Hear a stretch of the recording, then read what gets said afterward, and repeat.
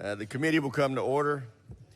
Before we begin, I have one housekeeping matter. In consultation with the ranking member, I plan to adjourn the public portion of this hearing at 1 p.m. and immediately move upstairs for the classified portion. Today, we continue our posture hearings with AFRICOM and CENTCOM.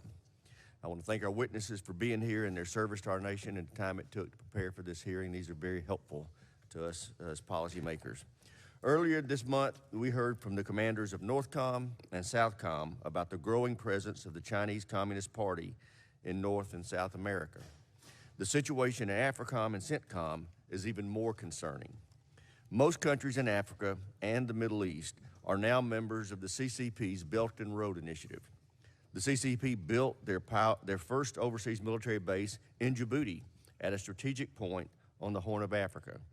This base can accommodate the CCP's aircraft carriers and sits only 6 miles from our own outpost. Now, they're actively looking to the Atlantic coast of Africa for a new military basing opportunity. Across the Middle East, the CCP is building ports, providing Huawei telecommunications, conducting joint military exercises, and delivering military equipment. But what worries me most is Xi's growing friendship with the Ayatollah. In the last few years, the CCP signed valuable trade deals with Iran, bought Iranian oil in defiance of international sanctions, and joined Russia in conducting joint drills with the Iranian Navy. Last week, they played peacemaker between Iran and Saudi Arabia. These actions provide a lifeline to Iran at a very dangerous time. The Ayatollah continues to fund and equip terrorists targeting American troops. He's providing Putin with advanced weapons to prosecute the brutal invasion of Ukraine, and his regime is aggressively pursuing nuclear weapons. We absolutely cannot allow that to happen. Finally, both General Langley and General Kurilla continue to face tremendous challenges snuffing out hardened terrorists in their AORs. In Africa, lack of adequate resourcing has led to worsening security situation, especially in the West, where the terrorist havens are expanding. In CENTCOM, President Biden's decision to unilaterally and unconditionally withdraw from U.S. forces from Afghanistan has undermined our national security. It has left a security vacuum with the Taliban, Al-Qaeda, and ISIS are all filling that vacuum. The assessment is that some of these terrorists could attack the U.S. within as little as 6 months. I remain very concerned that we are no longer positioned to detect an imminent attack and stop it. That's because the president's so-called over-the-horizon counterterrorism strategy is a farce. Without persistent ISR, reliable partners on the ground, and nearby facilities to launch assets, our ability to strike these terrorists is severely limited. I look forward to this afternoon's classified discussion on the capabilities we've lost and how we can help restore them. We cannot allow for blind spots, especially in these two AORs. With that, I yield to my friend and colleague, the ranking member, for any comments he may have. Thank you, Mr. Chairman. I appreciate Dr. Wallander, General Kurilla, and General Langley joining us today, and I appreciate your leadership in these issues. And I think that the chairman started in the place where I think most members are going to be most interested, and that is the role of China and Russia in both of your AORs. As we know, it is growing, and I think the chairman did a pretty good job of describing it in the challenge that we faced to balance against this. And I think it's important to understand why that matters, and actually it's one aspect of General Langley's AOR that sort of drives home that point, and that's West Africa, where the Wagner Group has been so active in taking over a security role, and we've seen the coups and the violence and the chaos that has followed. Certainly, we continue to have the challenge of the violent extremist organizations operating there, but Russia and China's presence is making that worse. So we need to make sure that we figure out how to effectively counter that, and that's what I'm most interested in hearing. As we're working with all of the countries spread out throughout AFRICOM and CENTCOM, they are working with China and Russia for reasons. There are things that they see to their individual countries' advantage. It's not enough for the U.S. to show up and say, we're better than them, you have to be with us. We have to understand in great detail why these countries are working with China. Why are they working with Russia? What is being offered by China and Russia that we aren't offering? How can we effectively counter that? Work with partners globally as well to make sure that China and Russia don't begin to have dominant control in those parts of the world. Without question, that's the #1 biggest challenge in these, is to understand how we balance that out. And then very specifically within Africa, we do continue to be concerned about the terrorist groups that are present there. I mentioned West Africa briefly, but we would love to have an update also on what's going on with Somalia. Al-Shabaab continues to be the most well-organized and effective arm of al-Qaeda. How is that fight going? And speaking of unilateral decisions, President Trump's unilateral decision in the dying days of his administration to simply pull out of Somalia without any sort of plan to follow up also had consequences, and would be curious to see what we're doing in that part of the world to deal with that. And then in the Middle East, Iran was mentioned, but the other thing that I think we need to really think about is in Iraq. We have had a presence there now since 2003. That presence has varied in terms of its purpose. Certainly in the 2015-16 timeframe, it was very focused. ISIS had risen, it was a profound threat, and we showed up to help our partners in that region to quell that threat. What is our presence in Iraq right now doing? Well, how is our partnership with Iraq? As the chairman noted, we are clearly targets for what Iran and their proxies are doing. What is our mission there? Who are our partners? And going forward, what should be our mission in that part of the world? These are two very interesting commands. We look forward to your testimony to help enlighten us as the challenges there, and most importantly, how we can be helpful in making sure that we meet the national security needs of our country in those regions and help all of you do your jobs in that region. With that, I yield back and look forward to your testimony. Thank you, sir. We will now introduce the witnesses. We have the Honorable Celeste Wallander, is the Assistant Secretary of Defense for International Security Affairs. General Eric Kurilla is the Commander of United States Central Command, and General Michael Langley is the Commander of United States Africa Command. I want to welcome our witnesses, and Dr. Wallander, we'll start with you for 5 minutes to give us your opening statement. Thank you. Chairman Rogers, Ranking Member Smith, distinguished members of the committee, thank you for inviting me to testify.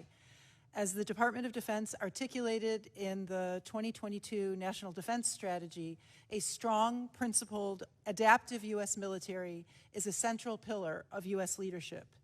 This strategy sets out how the U.S. military will address growing threats to vital national security interests and a stable and open international system. It is focused on combining our strengths to maximum effect through integrated deterrence, by campaigning to disrupt destabilizing activities and push back against competitors' coercive actions, and by undertaking reforms and making investments to build enduring advantages. The Department remains committed to using our instruments to further U.S. interests in the Middle East and Africa. We will continue to stand with our partners and allies to win what we view as the competition of coalitions that is becoming increasingly critical to our common security.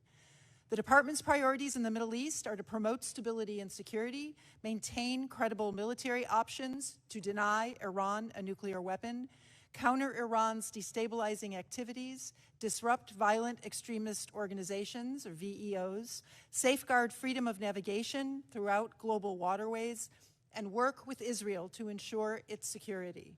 The Department maintains readiness to unilaterally respond to any crisis or contingency, but our preference is to work alongside interoperable and capable partners within coalitions. This emphasis on consultation and cooperation is the U.S. competitive advantage in the Middle East. Though others seek to strategically compete, there is no combat credible, willing alternative prepared to share cutting-edge capabilities and invest vital national resources in support of regional security and defense of others within the rules-based international order. Iran is a persistent threat across a range of domains, most notably its nuclear program, support for Iran-aligned militia groups in Iraq, and the proliferation of advanced conventional weapons and attack drones. In Iraq and Syria, the Department remains committed to the enduring defeat of ISIS, both through military activities and by working with interagency partners to support comprehensive whole-of-government approaches to deliver security and stability. In Yemen, U.S. policy objectives remain focused on creating the conditions to implement a durable resolution under UN auspices that will end the now 8-year conflict. Within the Middle East, U.S.-Israeli military exercises demonstrate our ongoing work to improve our interoperability and increase military cooperation. And as Israel's alignment to U.S. CENTCOM's AOR matures, there will also be increased focus on working multilaterally with other partners throughout the region, including strategic partners in the Gulf. Africa's geopolitical importance to U.S. national security must not be overlooked. Many of the world's most pressing challenges and global solutions will emanate from this continent as it continues to grow in political and economic power. Africa's extraordinary potential is threatened by episodes of political instability, democratic backsliding, transnational threats, the entrenched and growing presence of EEOs, and the impact of climate in a complex operating environment. The Department takes an African-led, U.S.-enabled approach in close coordination with allies and partners to address security challenges. The Department prioritizes disrupting VEOs that threaten the homeland and vital U.S. national security interests, and supports a holistic approach to the security challenges in Africa through robust cooperation. This approach ensures that U.S. security and governance initiatives mutually reinforce each other to address the transnational nature of threats. In East Africa, we remain steadfast in our support of regional initiatives to counter the threat from al-Shabaab in Somalia. In West Africa, we remain focused on countering ISIS and JNIM in the Sahel by investing in and supporting our security partners. The security situation continues to deteriorate in the Sahel and coastal West Africa. Growing threats presented by VEOs, governance challenges, and a lack of development opportunities have exacerbated conflicts in the region. Recent political transitions challenge U.S. military assistance as well as access and influence to help counter advances by malign actors, namely Russia and the PRC. The PRC is the only country with the intent and increasingly the capability to fundamentally reshape the rules-based international order, and Africa is key to U.S. strategy to prevent the PRC from achieving its objectives. With the support of Congress, the Department of Defense remains positioned to support our allies and partners, compete with Russia and the PRC, and deter and defeat our adversaries across the Middle East and Africa. Thank you again for the opportunity to testify, and I look forward to your questions. Thank you, Dr. Wallander. General Kurilla, you're recognized. Chairman Rogers, Ranking Member Smith, ladies and gentlemen of the committee, I'm joined by Command Master Chief Fleet Derek Walters, the command's senior enlisted leader of U.S. Central Command. On behalf of the soldiers, sailors, airmen and Marines, Coast Guardsmen and Guardians who serve this command, the Central Region, and the nation every day, thank you for allowing me to testify regarding the posture of U.S. Central Command. This year is the 40th in our CENTCOM history. In January of 1983, the United States Congress authorized the establishment of CENTCOM to serve as the security guarantor in the Middle East, the Levant, and the Central Asian states. Today, we rely heavily on partnerships the command has developed, and CENTCOM serves as the security integrator of the world's central region. The story of this command between 1983 and today is one that parallels the threats and opportunities of the region it supports for the past 4 decades. Central Command was formed to counter the influence of the revolutionary regime that had seized power in Tehran and to compete strategically with the Soviet Union. The organization's original charter was to direct and enable military operations and activities with partners to increase regional stability in support of American interests. That mission remains essentially unchanged to this day. Iran remains the focus. We now battle violent extremist groups who threaten the United States or interests in the region. The Soviet Union has been replaced with China and Russia as strategic competitors. The region remains vitally important to the nation and the world. Ours is an area of responsibility that encompasses 21 nations, 600 million people, and serves as the strategic nexus of the world's most important corridors of trade. Today, CENTCOM's priorities are to deter Iran, counter violent extremist organizations, and compete strategically with China and Russia. That is what we do. 4 decades after CENTCOM's formation, Iran remains the primary destabilizing element in the region. We've seen rapid advances in Iranian military capability over time. The Iran of 2023 is not the Iran of 1983. In fact, Iran today is exponentially more militarily capable than it was even 5 years ago. Today, Iran possesses the largest and most diverse missile arsenal in the Middle East, with thousands of ballistic and cruise missiles. Iran also maintains the largest and most capable UAV force. Iran's vast and deeply resourced proxy forces spread instability throughout the region and threaten our regional partners. Iran continues to enrich uranium far above what is needed for commercial use. Iran can enrich uranium far faster it could even 2 years ago. An Iran with a nuclear weapon would change the Middle East overnight and forever. As Iran continues to destabilize the region, we continue to fight violent extremist organizations. 4 years ago today, March 23rd, 2019, was a historic day in CENTCOM's 40-year lifespan. In Baghouz, Syria, the global coalition eliminated the last so-called ISIS territorial caliph. This historical achievement did not come without loss. During the fight against ISIS in Iraq and Syria, tens of thousands of our partner forces were wounded or killed. Our partners were fully in the lead. 20 American service members were killed and dozens were wounded. They will always be remembered throughout U.S. Central Command by their countrymen for their sacrifice in defense of stability in the region. Today, we continue the fight against ISIS in Syria alongside our Syrian Democratic Force partners to ensure the enduring defeat of ISIS. And we remain in Iraq to advise, assist, and enable the Iraqi security forces in the fight against ISIS. In Afghanistan, ISIS Khorasan seeks to expand its ranks and develop the capability to inspire, enable, or direct attacks in the region and beyond, with the group's ultimate goal to attack the U.S. homeland. Amidst these challenges, strategic competition is deeply manifest in the region. The People's Republic of China aggressively expands its informational, military, and economic instruments of national power across the region. And now, Beijing seeks to establish its diplomatic influence. China, dependent on the region for over half of its imported crude oil and more than a third of all its natural gas, is also moving beyond energy-based investments to encompass physical and telecommunications infrastructure that advances its Belt and Road initiatives. 19 of 21 CENTCOM countries have signed a Belt and Road agreement with China. We are in a race to integrate with our partners before China can penetrate the region. Russia, on the other hand, seeks to expand its influence in Syria, seeking a permanent basing there and undermining our efforts towards stability and security.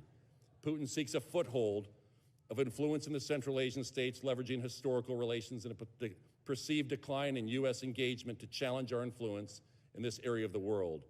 With these challenges, the CENTCOM region holds the greatest risk of derailing the national defense strategy with a flashpoint international incident that may demand a response using unplanned resources or attention. That is why we require a sufficient and sustainable force posture to accomplish these missions without relying on additional forces. And to accomplish these strategic priorities, CENTCOM focuses on a strategic approach centered on people, partners, and innovation. People are our greatest asset and our most critical resource. Our partners are the nation's comparative advantage against competitors like China and Russia. And across CENTCOM, we cultivate deep, abiding partnerships that can serve as a hedge against threats in the region, while deterring Iran from its most destructive behavior. And China views our partners as merely customers and clients. Innovation of thought, innovation of process, innovation of concept, and technology extends the value of our partnerships, and innovation allows us to move faster, operate more efficiently, and increase progress across all operational efforts. So deter Iran, counter violent extremist organizations, and compete strategically are what we do. People, partners, and innovation, that is how we do them. In closing, let me thank you again for the support of our service members, civilians, and their families. For 40 years, much of that time in sustained combat and CENTCOM area of responsibility, the United States and the region relied on the American service member for the security and stability of the region and to advance American interests. Those men and women have fulfilled the original promise of this command and in some of the toughest circumstances, and we owe them a debt of gratitude. It is the greatest honor of my lifetime to be their commander. Thank you, sir. General Langley, you're recognized. Chairman Rogers, Ranking Member Smith, distinguished committee members, it's an honor to appear before you today to testify on the state of affairs of the United States Africa Command. I'm proud to testify alongside my dedicated colleagues, General Kurilla and Assistant Secretary Wallander. Now, I assumed command last August, and since then, I've embarked upon a campaign of learning. And over the last 7 months, all to inform this discussion today. Now, I undertook this campaign of learning to fulfill my commitment to this Congress and complete a holistic assessment upon confirmation. Now, I made that assessment, and I will continue it throughout my tenure of command. Up front, I want to make one thing crystal clear. The team of service members and civilians at AFRICOM is a talented and dedicated body. I'm honored to serve among them. I'm joined today by my State Department Foreign Policy Advisor, Mr. Phil Nelson, who represents the exceptionally skilled diplomatic team embedded at our headquarters. Our entire team is laser focused on implementing our whole of government approach with our partners from the Department of State, USAID, the intelligence community, and other U.S. government organizations. We campaign with our allies and partners to advance mutual interests and promote stability and prosperity on the African continent. You should be proud of their efforts. I know I certainly am. Africa is a vast and dynamic continent of sovereign nations. Collectively and individually, these nations are increasingly important players on the global stage. And as such, AFRICOM's contribution to American security must be viewed through a global lens. Threats once contained on the continent are transforming into worldwide threats. Terrorism, poverty, food insecurity, climate change, and mass migration shatter African lives. They sow the seeds of violent extremists and Russian exploitation. The Kremlin's invasion of Ukraine has aggravated the food insecurity crisis in Africa by blocking vital food shipments to the same nations that feel the deepest impacts of climate change. Russia's Wagner mercenaries turn chaos into cash and destabilize entire regions across the African continent, and it cuts at American interests worldwide. The expansion of Middle East-based violent extremist groups such as ISIS and Al-Qaeda, including the biggest franchise of Al-Shabaab, threatens American lives. Solutions to these colossal problems must be a shared burden. African nations need to be at the helm of the concerted international efforts to produce sustainable outcomes. Assisting African nations in achieving their goals while advancing American interests can only be accomplished through a synchronized whole-of-government strategy. We call it the 3D approach, which is the toolkit of diplomacy, development, and defense. But one tool does not succeed without the whole kit. So I will advocate for State Department and USAID partners to receive the resources they need to succeed. Now, Africa faces many challenges. However, putting Africa's needs at the forefront of our campaign, reinforced by multilateral and whole government engagement, will help AFRICOM and our partners work towards a sustainable peace, stability, and prosperity. Chairman Rogers, Ranking Member Smith, and distinguished members of this committee, thank you for giving me the opportunity to be here today. I look forward to your questions.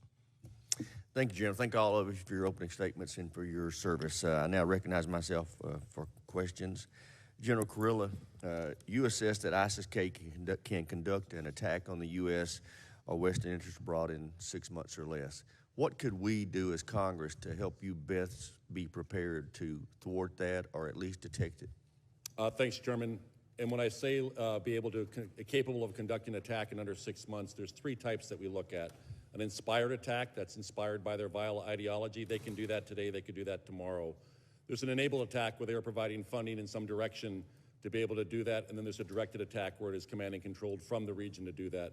Really what we see right now is their ability to do that in under 6 months is the enabled attack against U.S. or Western interests abroad, obviously much harder to do against the homeland. So part of that is our ability to increase our intelligence and collection efforts inside of Afghanistan. We are working right now with the department. We have received funding to increase our alternative airborne ISR, and we should have some systems coming online that is a 400% increase in the ability to collect over the top. We're trying to increase our other forms of intelligence, SIGINT, HUMINT, to enable us to penetrate those networks to target better. Great. General Langley, the CCP has built a base in Djibouti. They've announced they're building a spaceport there, and they're looking to build a naval base on the Atlantic coast of Africa. Could you tell us the impact of those plans and what we can do to help you best thwart those? Chairman, what I'm concerned about is the strategic implications. I'm concerned about that these aspirations of space base or any other technologies that can be dual use into military uses that the PRC or the CCP will establish a platform for power projection. That changes America's strategic calculus going forward. We need to be concerned, and what I have at my disposal is become and maintain the partner of choice as we engage with our African nations. In my travels across the, Chairman, in my travels across the continent, our partners don't want to be militarized in a strategic sense. That's what I need to be able to articulate to them in my engagements. Great. I'm curious, there's a concern that we may not be able to get appropriations bills passed on time. If we were not to be able to get a defense authorization bill passed on time, what would the implications of a CR be to you and your AOR? And I'll start with you, General Langley. Chairman, first of all, it affects readiness.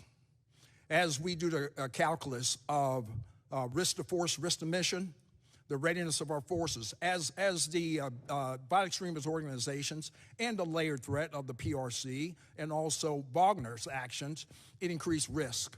We need new starts to be able to address these challenges. A delayed budget will hamper our new starts to address those issues. Great. General Kurilla. Hey, Chairman, thank you. We require a sufficient, timely, and predictable funding. Bottom line, it affects readiness. As Mike Langley said, one of the key issues, we can't have new starts, and we will see that affect readiness for forces coming forward in our allocated forces. Okay. General Langley, I'm curious, you made reference to Russian activity in the African continent. Have you seen any diminution of that activity given their focus on Ukraine and their devotion of resources there, or has it been uninterrupted? Chairman, first and foremost, let me state that Wagner and Vinny Prigozhin, they're about power and profit. And they do this and engaging, they fill a void of where we are not, where we have backed off because of one reason or another. They are the vanguard for the Russian Federation. And they are cash for profit agency. And there is a revenue stream of what they garner on the, through their illicit activities on the African continent goes up to Putin. Great. I'm interested, General Kurilla, one of my frustrations about the way we left Afghanistan was we did not maintain a base anywhere in Afghanistan from which we could conduct ISR. Can you tell me how adequate, or if it is adequate, what you're receiving now in the way of ISR? I know we're going to talk more about this in the classified section, but can you, in a public way, talk about how adequate it is or inadequate? So I have validated requirements right now for ISR. We are not filled completely to our validated requirement. One of the challenges I have is the time I spend in transit. About 80% of the time is spent in transit to get to Afghanistan, but we are working with some alternative airborne ISR, like I said, high duration stuff that can stay up for days, and we're working towards programs and platforms that can stay up for weeks. Great. Recognize the ranking member. Thank you. So focusing on China, well, to some degree Russia's role, but the treaty or the reopening of relations between Iran and Saudi Arabia that China just recently negotiated, part of that is that Iran says publicly that they're going to stop sending arms to Yemen, to the Houthis in Yemen, which would be, a significantly positive step. So I guess the first question is, do you believe that? Do you see that coming out? Do you see some positive aspects of Iran and Saudi Arabia reestablishing diplomatic ties? Thank you, Ranking Member Smith. So I think there is goodness anytime tensions can be lowered. An agreement is not implementation. While they were negotiating this, over the last 90 days, we stopped 5 major shipments of Iranian arms that were going to the Houthis, and some of those were advanced components like inertial navigation systems for short-range ballistic missiles. And I think that what we should be concerned about in this is that China is the one that mediated this. It was being done by 2 countries in the Middle East over the last 2 years, but what it shows is that China, not only do they have their economic, information, and military instruments of national power being coming into the region, we are now seeing really for the first time their diplomatic instrument of national power. Yeah, and Dr. Wallander, just sort of follow up on that from a policy standpoint, because This room is kind of conditioned to not be fond of China, and that's where the conversation goes, and that's fine. But looking at the broader world, we're talking about Chinese involvement. We'll leave the Russians out of it for the moment. You know, they are doing a huge development initiative throughout Africa, and now they're negotiating, you know, well, peace treaty is the wrong word, but they're negotiating between Iran and Saudi Arabia. If you're in Africa, if you're in the Middle East, you know, what's our argument for why China's a problem? And frankly, how do we balance? And I understand the nefarious aspects of what China's up to, but how do we effectively make that case to these countries that we're trying to make our partners, as opposed to, I think everyone in this room is going to be there, but we're not the ones we're trying to persuade. We're trying to persuade the countries out there that they need to be careful about their relationships with China and Russia. How do we do that in light of those facts? Well, thank you, Congressman. I share your assessment and what General Kurilla laid out as his concerns. I think that what our duty and our argument to countries in the Middle East and Africa is that we want to work with them on common interests to improve their capabilities for national security and stability. Whereas the track record of China and Russia in the form of Wagner actually comes in for their narrow national interests, often is, as we've seen a track record of China going in with what sounds like very tempting deals, which end up on the back end costing countries quite a lot and providing a lot less capability. So the track record is something we can point to, and we're beginning to see that effect. In Africa, Wagner is beginning to not have the stellar reputation that the Russian government would like to claim that it has. And what I would strongly suggest is that we need to make that case, and we need to make it better. I think there's a tendency, at least in the pronouncements that I hear, just like, we're the U.S., we're good, they're China, they're bad, therefore you have to agree with us.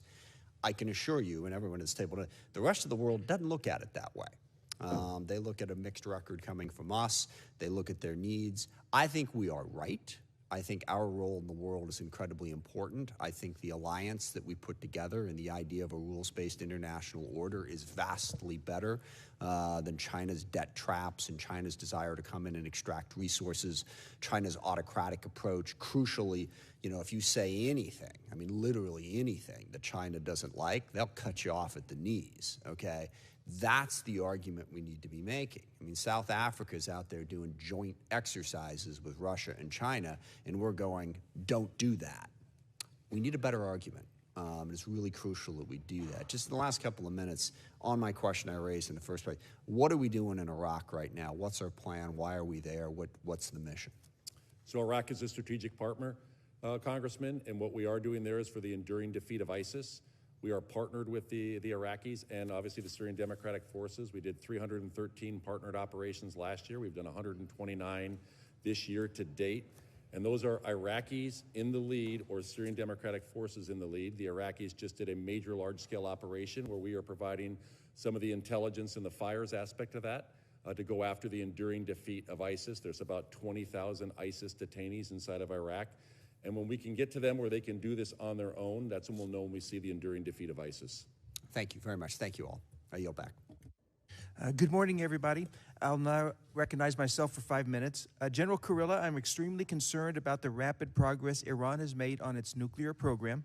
Earlier this month, the IAEA said that Iran has produced uranium particles that were enriched up to 83.7%. Last week, you testified before the Senate Armed Services Committee that Tehran can now produce sufficient fissile material for a nuclear weapon in less than 14 days. Iran is on the brink of being a nuclear weapon state, which would change the security layout of the Middle East in unpredictable ways.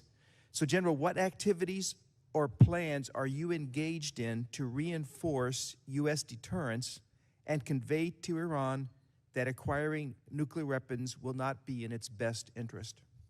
Thank you, Congressman. I mean, the U.S. policy is Iran will not have a nuclear weapon.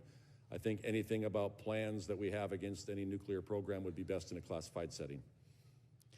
Thank you, and we will bring that topic up in the classified setting.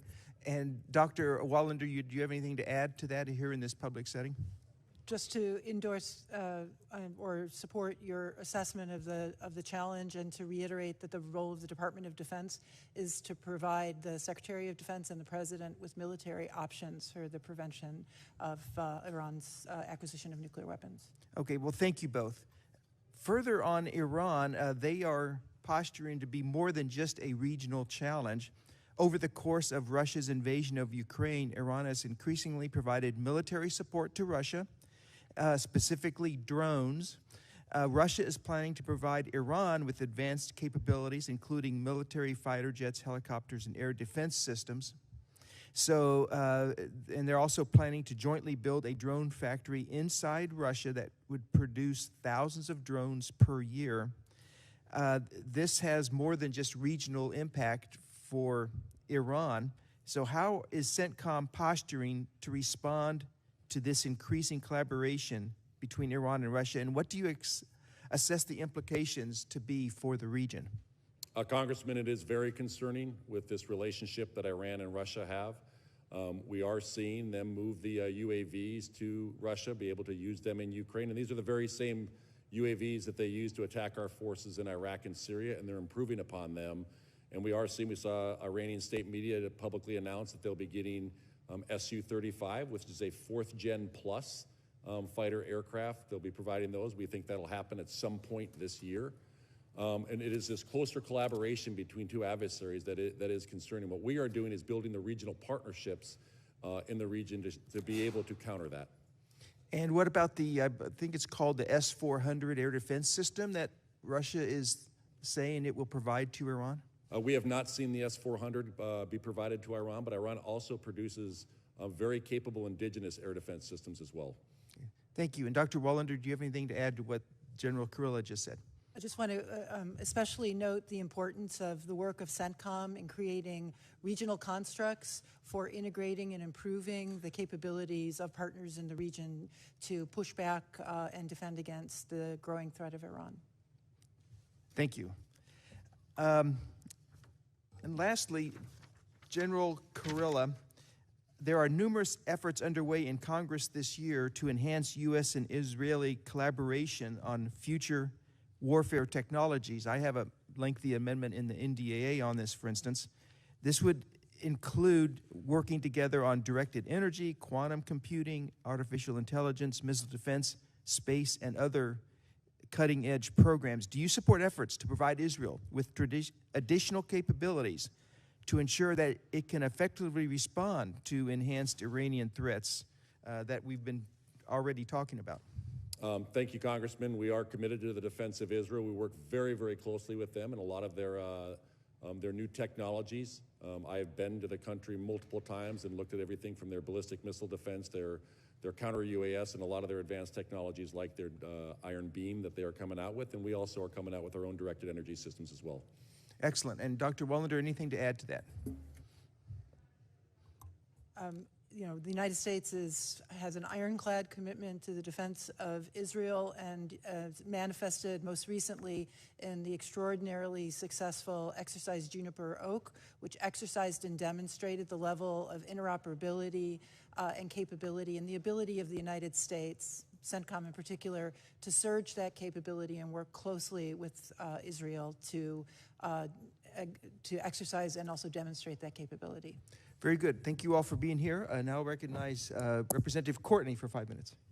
Thank you, Mr. Lamborn. Thank you to the witnesses for being here today. General Langley, it was striking to me in your testimony sort of where you contrasted sort of Russia's entry into particularly countries like the Central African Republic using basically the Wagner Group as the sort of enticement to get into that country and other countries like it, whereas China is using more of an economic investment sort of approach in terms of trying to, again, ingratiate itself to these countries as well. So going back to the Wagner Group sort of enterprise, can you just sort of describe what does Wagner Group in Russia get out of that? Are they getting sort of, and there's been reporting that they basically get paid or reimbursed or compensated by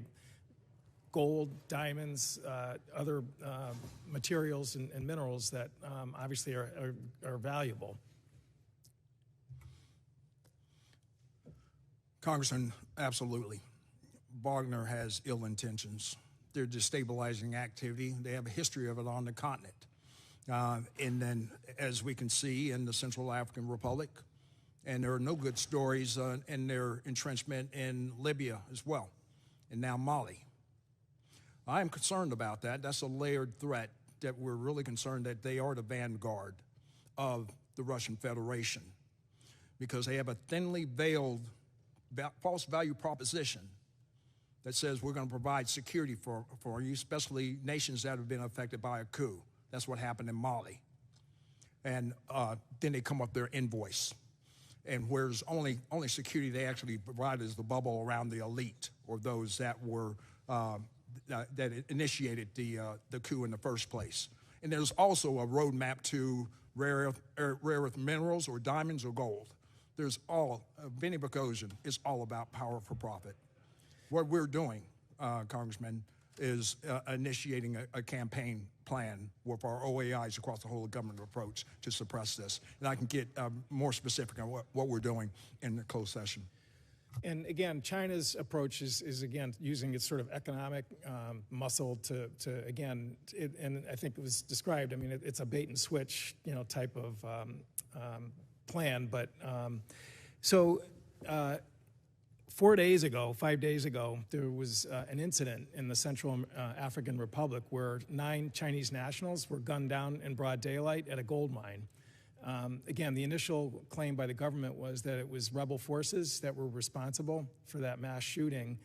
Last night, there was actually reporting that eyewitnesses described that the perpetrators were actually Wagner Group, which is kind of an interesting colliding autocracies playing itself out in that continent. Xi Jinping actually stopped and interrupted the summit he had a few days ago with Putin to condemn this shooting and promised that there would be a full investigation to get to the bottom of it. But again, it was kind of a, it's hard to get your head around the way that, again, these two exploitative autocracies are now basically almost like scorpions in a bottle, where their approach to this part of the world is now even possibly creating, conflict amongst themselves.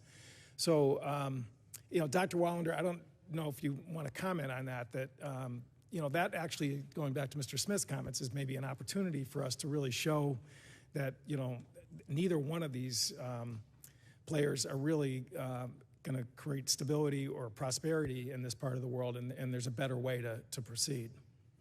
Thank you, Congressman. Yes, we are very clear with partners particularly in West Africa, in the evidence that Wagner brings not security and stability for their countries, but in fact is an entry point for economic exploitation, for instability, actually extraordinary and horrifying assaults on civilians in these countries, because what Wagner offers is regime security, not national security to these countries. I would say on this China-Russia issue, that is an interesting incident, and we'll have to track it more closely. I am more struck by the consonance and the alignment of strategic interests at the level of Xi and Putin, and that's the real challenge we have going forward, that they share an interest in undermining global security and the rules-based international order, and use one another to advance their national goals, but often those goals are very complementary. Back. I thank the gentleman. Chair now recognizes the gentleman from Virginia, Mr. Whitman, for 5 minutes. Thank you, Mr. Chairman. Dr. Wallander, General Kurilla, General Langley, thank you all so much for joining us. General Kurilla, General Langley, I want to begin with you. If we look at where we are today as necessarily focused on this era of great power competition with China and Russia, I believe that potentially opens up a door for an opportunity for a black swan event. And my question is, based on your testimony, General Kurilla, beginning with you, where you said a flashpoint with Iran, a crisis in the region, a successful large-scale attack on a partner country, or an attack on the homeland by a VEO would necessarily redirect resources away from Central Command, or, excuse me, away from other areas to Central Command. I think that's meaningful. General Langley, you said an underinvestment in African security raises the risk of an unexpected crisis that would abruptly strip U.S. resources away from our top national security challenges in that arena of great power competition. Gentlemen, in your professional military judgment, do you assess that the shift in great power competition and resources and focus by the United States increases the risk of a black swan event? And do you believe, though, that our military building capability to address great power competition in any way would deter a black swan event? And thirdly, do you believe that efforts by either Russia or China are adding to the potential of any actors out there that may be interested in perpetrating a black swan event? Congressman, thanks for that question. An interesting question. So when I took command in the first month, at the end of the first month, we had a commander's conference, and one of it, each group had to come up with 2 black swan events that they could see happening. We had 12 of them. At the end of this, we briefed them all. We found that 11 of the 12 were actually highly likely, or were at least probable that could occur, and by definition, they're no longer a black swan event. But I think to your question about preparing for or doing strategic competition, does that take away from not being able to see a black swan event? I don't think so, because I think when you are preparing and you're doing strategic competition, you are increasing the capability of your military force, and that includes the intelligence gathering apparatus. And I think it helps us be able to see some of those things that we might not otherwise be able to see. Very good. General Langley? Congressman, the NDS, our National Defense Strategy, tells me to specified and implied to monitor and respond. I need to be able to identify indications and warnings. One capability in a posture-limited and economy of force command is a decrement of our ISR capabilities. That is the foundational piece that I need, and it's also on my unfunded priority list of being able to bolster that capability so I can see those black swans, so I can provide indications and warnings, and so we can reposition assets. Or I go to my colleague, General Kurilla, to have to assist, and we can aggregate some of our forces to do that. But at this point now, that's what pressurizes our efforts of exploitation. It's a layered threat here. So yes, answer to your last question, any exploitation by the violent extremist organization, I say yes. That's why I need increased ISR to address all of those issues. Very good. Thank you. Gentlemen, let me ask too, you laid out that you have assessed this particular situation, those risks. In your assessment, where do you believe the greatest risk exists? And General Langley, you talk about maybe needing more ISR to be able to even further define that risk. But from both your professional judgments about what you see today, what's the greatest risk? And what do you have currently that you're using to mitigate that risk? And what might you need in order to do everything possible to make sure that we deter those actors that may be wanting to perpetrate a black swan event? Congressman, for us, our greatest risk is with Iran right now. That is why it is our #1 priority to deter them. Mm-hmm. And then I would tell you it's the violent extremist organizations that we are seeing, the ISIS Khorasan group in Afghanistan. And what we're doing is we're applying our resources to both of those efforts. We look at those also through our partners to be the regional constructs to deter Iran. And again, it's increasing our capability and intelligence inside of Afghanistan. Very good. General Langley? Congressman, again, on the African continent, it's a layered risk. It's a layered threat. Mm-hmm. So my first and immediate, as I engage with our partners, because it is going to be partner-led, mm-hmm. U.S.-enabled, it is violent extremist organizations, and how do we address that? So that segues into how we address that through our programs, our portfolios of security force assistance. As we look at 333, Title 10, to train and equip or build institutional capacity in 332, that's what we need to address this. But we do have a pacing threat, and we do have that immediate threat as well. And that's where it's going to be a whole of government approach. Right. Collectively, all the OAIs coming together and putting together a value proposition to our African partners to deter them becoming the partner of choice. Very good. Thank you to our witness. Mr. Chairman, I yield back. Thank the gentleman. Chair, and I recognize Mr. Garamendi from California. Thank you, Mr. Chairman. Secretary Wallander, General Kurilla, and General Langley, thank you very much for the testimony today and your insight into the issues. I'd like to focus on Africa here, and specifically, General Langley and Dr. Wallander, you mentioned the whole of government it's rather obvious that it's not within our current military capability to deal with all of Africa. So, Dr. Wallander, if you could talk to us about what you see the State Department, USAID, and U.S. private investment could and should be doing in Africa to address the problems that have been discussed here. Thank you, Congressman. It's an excellent question, and I would point to as a signature a signature element of that whole of government approach, including the private sector, the African Leaders Summit that was so successful in December of last year. There were elements of that summit that were focused on defense and security, on diplomacy, on development, and there was a significant private sector involvement in the discussions about how to advance security, stability, and prosperity in Africa. The Department of Defense works closely with USAID to support their programs when they need assistance and when they need AFRICOM support. And we work very closely with the Department of State in advancing governance, rule of law, institution building. When we talk about security assistance, a lot of our security assistance is focused not merely on train and equip, but also on building civil-military relations, resilience, and capacity of our partner governments so that they have that strong governance structure to be able to advance policies for their countries across the board. Well, thank you. General Langley, same subject area. Thanks for the question, Congressman, because the whole of government conceptually will work, can work, but we need to address some issues. As I look at USAID and I talk to some of the administrators over there, and even the administrative power says that their non-humanitarian efforts to put the full throws or horsepower into the whole of government approach, most of that funding is earmarked.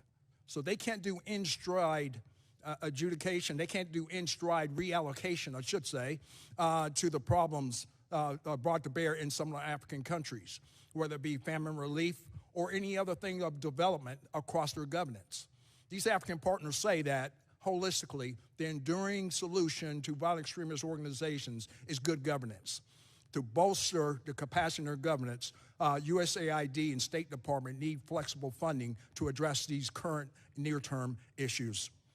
And just one point, as far as the military perspective, we add to that within our 333 programs, and we just want that to be more responsive as well. 333, explain, please. I'm sorry, that's our, the 333 Title 10 authorities is authority that I have as these African countries are embarking upon the violent extremist organization fight. They need training and they need assistance within that. The 332 builds ministerial capacity so they can have, embark upon the whole government approach to address these issues. I would note that the Peace Corps is returning to Africa. At least I'm pleased about that. I want to deal with the violent extreme organizations, the relationship between the U.S.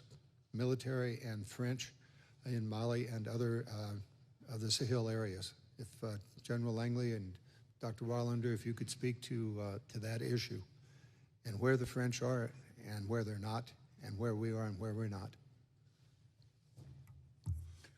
Yes, Congressman, I talk to the French weekly, and as their president came out with a new strategy, more of advise and assist and institution across, they are just moving some a piece on the chessboard. We still have the same strategy that's in line with each other to be able to help and enable, partner-led, but U.S.-enabled, to be able to ensure that they achieve their objectives. So I work with the French all the time, and our operational plans and campaigning are in line. I'll yield back. Thank you very much. Thank the gentleman. Chair, and I recognize the gentleman from Georgia, Mr. Scott, for 5 minutes. Thank you, Chairman. The Air Force is moving assets from EUCOM to INDOPACOM, and it just seems kind of strange that we would be moving those assets right now with everything going on in Ukraine. Do both of you have a need for additional air assets, or do you have the air assets that you currently need in CENTCOM and in AFRICOM? I have a requirement for additional air assets, Congressman. Do you need A-10s in CENTCOM? We have been given A-10s or have been approved to come to CENTCOM. Okay. Are you being given what you've requested, or are you being shorted on your request? So we have, 4 of the 5 NDS priorities are in the CENTCOM area. Every day I'm looking at the missions I have, the resources I've been allocated, and I'm dynamically balancing risk against those. And in a closed session, I can talk about specifically what some of those shortcomings are. Okay. General Langley, thank you for your help when Congressman Panetta and I got to go to a couple of countries in Africa. We couldn't have done it without your assistance. The thing that sticks in my mind on that trip is Wagner and how effective they have been with social media. It's open source that the French ISR picked up mass graves where Wagner had killed a lot of people. By the time it made it to the public what had happened, Wagner had already hijacked the pictures and convinced the public that it was the French that had carried out the atrocities. I'm concerned about the speed at which we are handling unconventional warfare and how we're able to increase our pace to deal with what I consider to be a terrorist organization like Wagner. What discussions are happening about how we increase the pace of our unconventional warfare to compete with Wagner and others who don't have to operate by the rules? Congressman, thanks for that question, because that's one of my concerns. We need to be able to operate at the speed of relevance. And as we consider in the military, as you well know, the OODA loop, to be able to observe, orient, decide, and act. And once Wagner does something like that through our military information support operations, we need to be able to go at that cadence, faster cadence that interdicts their illicit activities, especially their malign information activities. So we're working whole of government as well. State Department does have some programs in place as well to deter the ill effects of the information state that Wagner's espousing. I mean, speed is the key to it. Once people have already made up their mind, then it's hard to unmake it, especially in those countries. And I'm very concerned, and we met with the current leadership of Chad and some other countries about what is happening with the French, and there seems to be an attitude, might not be the right word, but kind of the belief that if they kick the French out of the country, that the U.S. is going to build an enduring mission. But it was the French Mirages that saved us in Tonga Tonga. My assessment is we would have lost everybody in Tonga Tonga had the French not had Mirages. Is that yours as well? Congressman, I've read the Tonga Tonga report, and as every time we come around to matching capabilities and readiness assessment, we ask for more vertical lift. And we thank this Congress for the Warfighting Recovery Network. We bolster that, but I'm still going to be asking for more as we look at our reposture and as we're starting to expand our activities to address the violent extremist organization going into the Gulf of Guinea states as well. So that's going to be comparable to what I asked for in this coming budget. Over. I appreciate both of you. I'll have more questions when we get to the other meeting. Look forward to coming back to Africa this year, General Langley, and seeing you over there again. Thank you. Thank you, Dr. Wallander. I'm sorry I didn't have any questions. Chair now recognizes Ms. Houlihan for 5 minutes. Thank you, Mr. Chair. Thank you all for being here today. General Gorilla, thank you as well for your testimony, and I was really excited to hear about CENTCOM's Innovation Oasis competition. And I think that you probably do think as well that some of the best ideas for innovation and best practices come from people who are on the front lines rather than not necessarily the leadership. So I was hoping you might be able to share a little bit more about the genesis of that idea. Are there any projects in particular that have come from that idea? And is there anything further that we can do here in Congress to be supportive of that initiative? Thanks, Congresswoman. So Innovation Oasis is our Shark Tank-like idea, where what we do is we find some of the best ideas are trapped inside of a hangar, on a ship, in a cubicle, or down in a squad, and we use it as a way to elevate those ideas and then use the resources at CENTCOM to then promote those ideas. And we've received a lot of really good ideas. One of them was a counter UAS trainer. We had a bunch of proprietary systems out of there, and we created one, and one of our sergeants, an E5 from the Massachusetts National Guard, programmed it himself on the weekends and came up with a counter UAS trainer that we're able to use, and we're in the process of trying to advance that idea, putting the resources and energy of CENTCOM behind it. We have another one coming up in the end of May from each of the different components within CENTCOM. They'll pick their best person and send them up. And it's a chance really to elevate great ideas that are otherwise trapped inside a squad or a ship, et cetera. You know, it was Staff Sergeant Cahill from the New Jersey National Guard who figured out a way to break through the hedgerows at France. A staff sergeant figured that out. And is there any kind of way that you guys are tracking those successes, and so that we can kind of continue to elevate them and encourage that sort of innovative thinking in what is otherwise sort of a stodgy kind of an organization? I say that as a former Air Force person myself. Oh, ma'am, we do have a open portal website where people submit their ideas and people can see those. Excellent, thank you. And General Langley as well, thank you for being here today. U.S. Africa Command is a relatively new combatant command, and it was designed from the start to lead with diplomacy, with development and defense in a supporting role, and that's fascinating. Until this last Congress, I was able to serve both on the Armed Services and the Foreign Affairs Committee, which I really enjoyed that kind of combination of defense as well as diplomacy. So as part of the combatant commander, and part combatant commander and part diplomat, how can you balance those roles? How are you able to balance those roles as you're working with the Department of State or USAID to offer a whole of government support for our African partners? How are you finding that? Congresswoman, thanks for asking that question.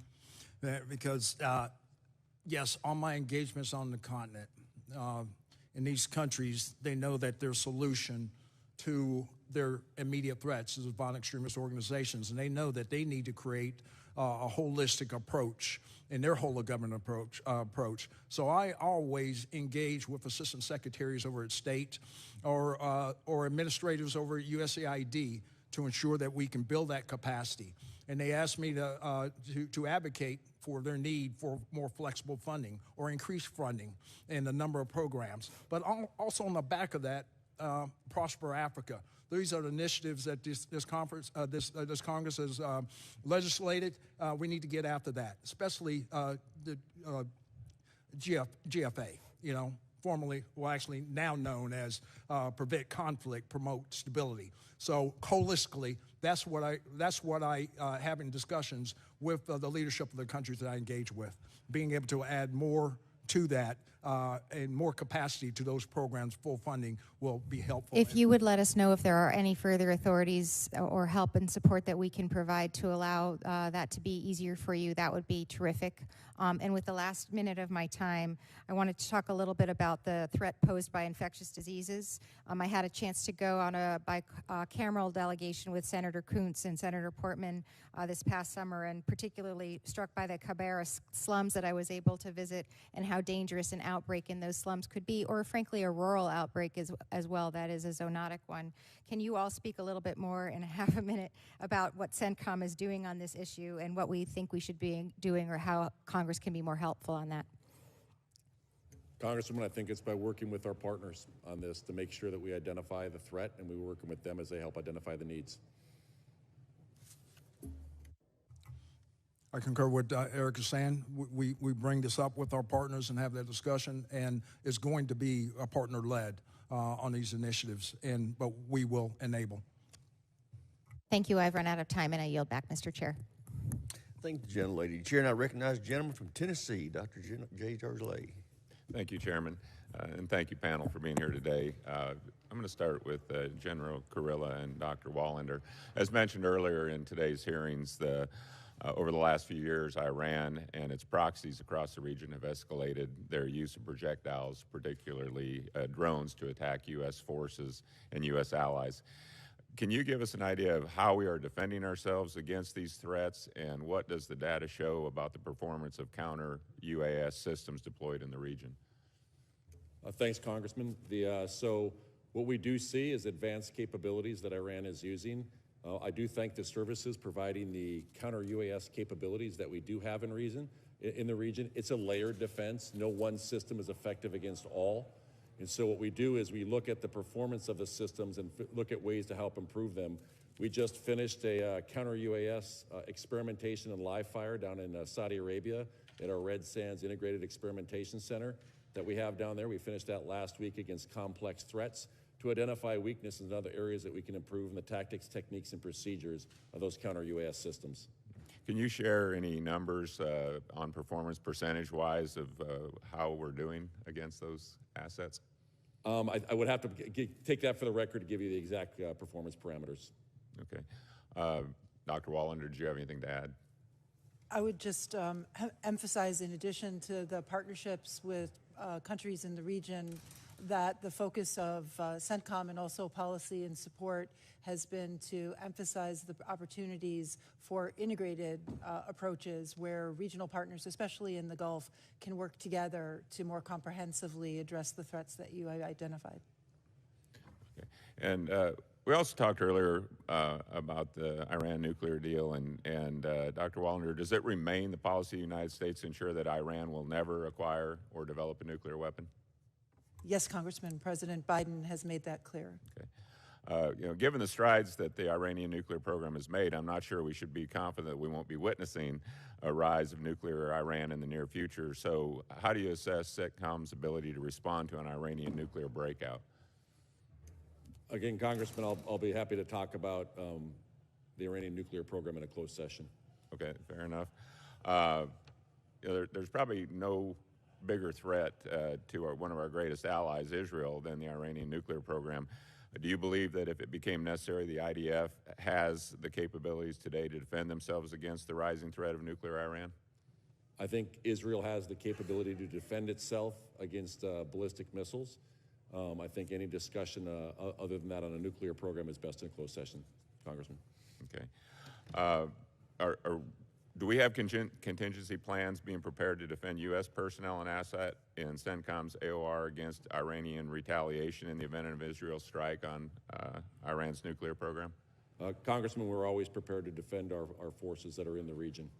Okay. Just one final question, shifting to what impact the Ukraine war has had on Russia's posture in the Middle East. For instance, have we seen a reduced footprint in Syria? A very small reduction in the footprint. We've seen some reduction in terms of munitions, but for the most part, they've maintained their force posture because it's very important, and it shows the importance that they place on Syria. And you saw that Assad just went to Moscow, and he welcomed a permanent Russian basing in the region. We continue to observe Iran and its proxy shipping weapons to Russia for use against Ukraine. General, if you see such a shipment, say Iranian drones headed to Russia through your AOR, do you have the authority to interdict these shipments? We have the authority to stop things that we can see inside of certain countries, but I think that's best in a closed session, Congressman. Okay, and I'll save a few more questions for the closed setting. Thank you all for being here. I yield back. Thank the gentleman. Chair now recognizes the gentleman from Massachusetts, Mr. Moulton, for 5 minutes. Mr. Chairman, thank you very much, and thank you all for being here. I think it is incredibly important that we don't take our eye off the ball in the Middle East, even as we rightly focus on the rising threat of China and the necessary deterrence initiatives in the Pacific. Dr. Wallander, back to this deal that the PRC was able to broker between Iran and Saudi Arabia. What do you think that this could mean for the region in the medium term?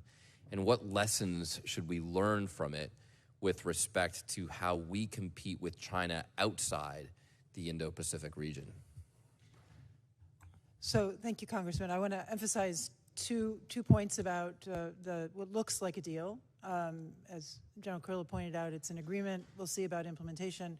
One is that these were quiet talks that the Kingdom of Saudi Arabia and Iran were having for some time about reestablishing embassies, exchanging diplomats. So China came in on the back end, played a role, but this is something that was in the works for a while.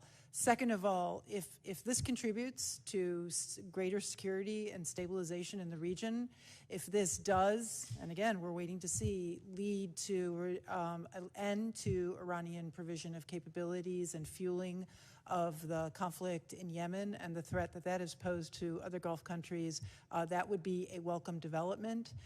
So we are in a watch and wait posture. But I also want to emphasize we are concerned about China's increased activity in the diplomatic front to present itself as a problem solver. And we will make clear to our partners, such as the Kingdom of Saudi Arabia, with which we have broad, deep, long-standing security, economic, and political ties, that we are a strategic partner of choice. And just because China came in at the end here and maybe help to seal a deal does not mean that the reliability and the long-standing partnership between the United States and the Kingdom of Saudi Arabia is something to discount. So you're saying that China swooped in here at the last minute and took credit for the whole deal, which I think is something that we're all quite familiar with in the realm of politics and world affairs.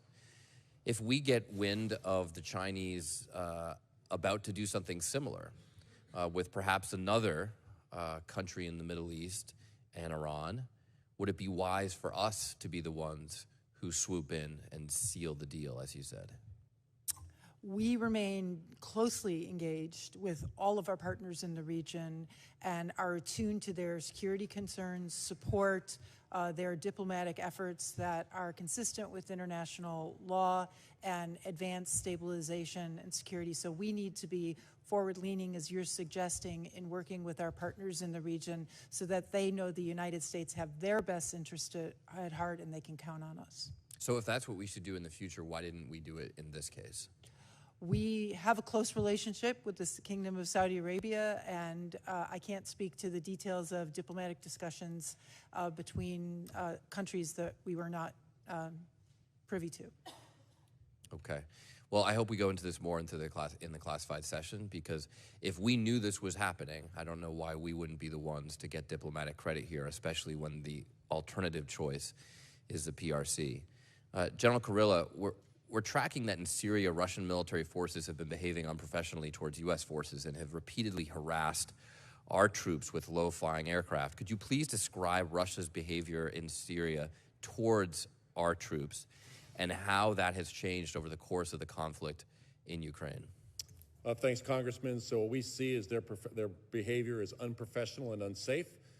Since 1 March, it's the highest number of tactical air flights over U.S. forces in areas since the beginning of the conflict, since Russia was in the AOR.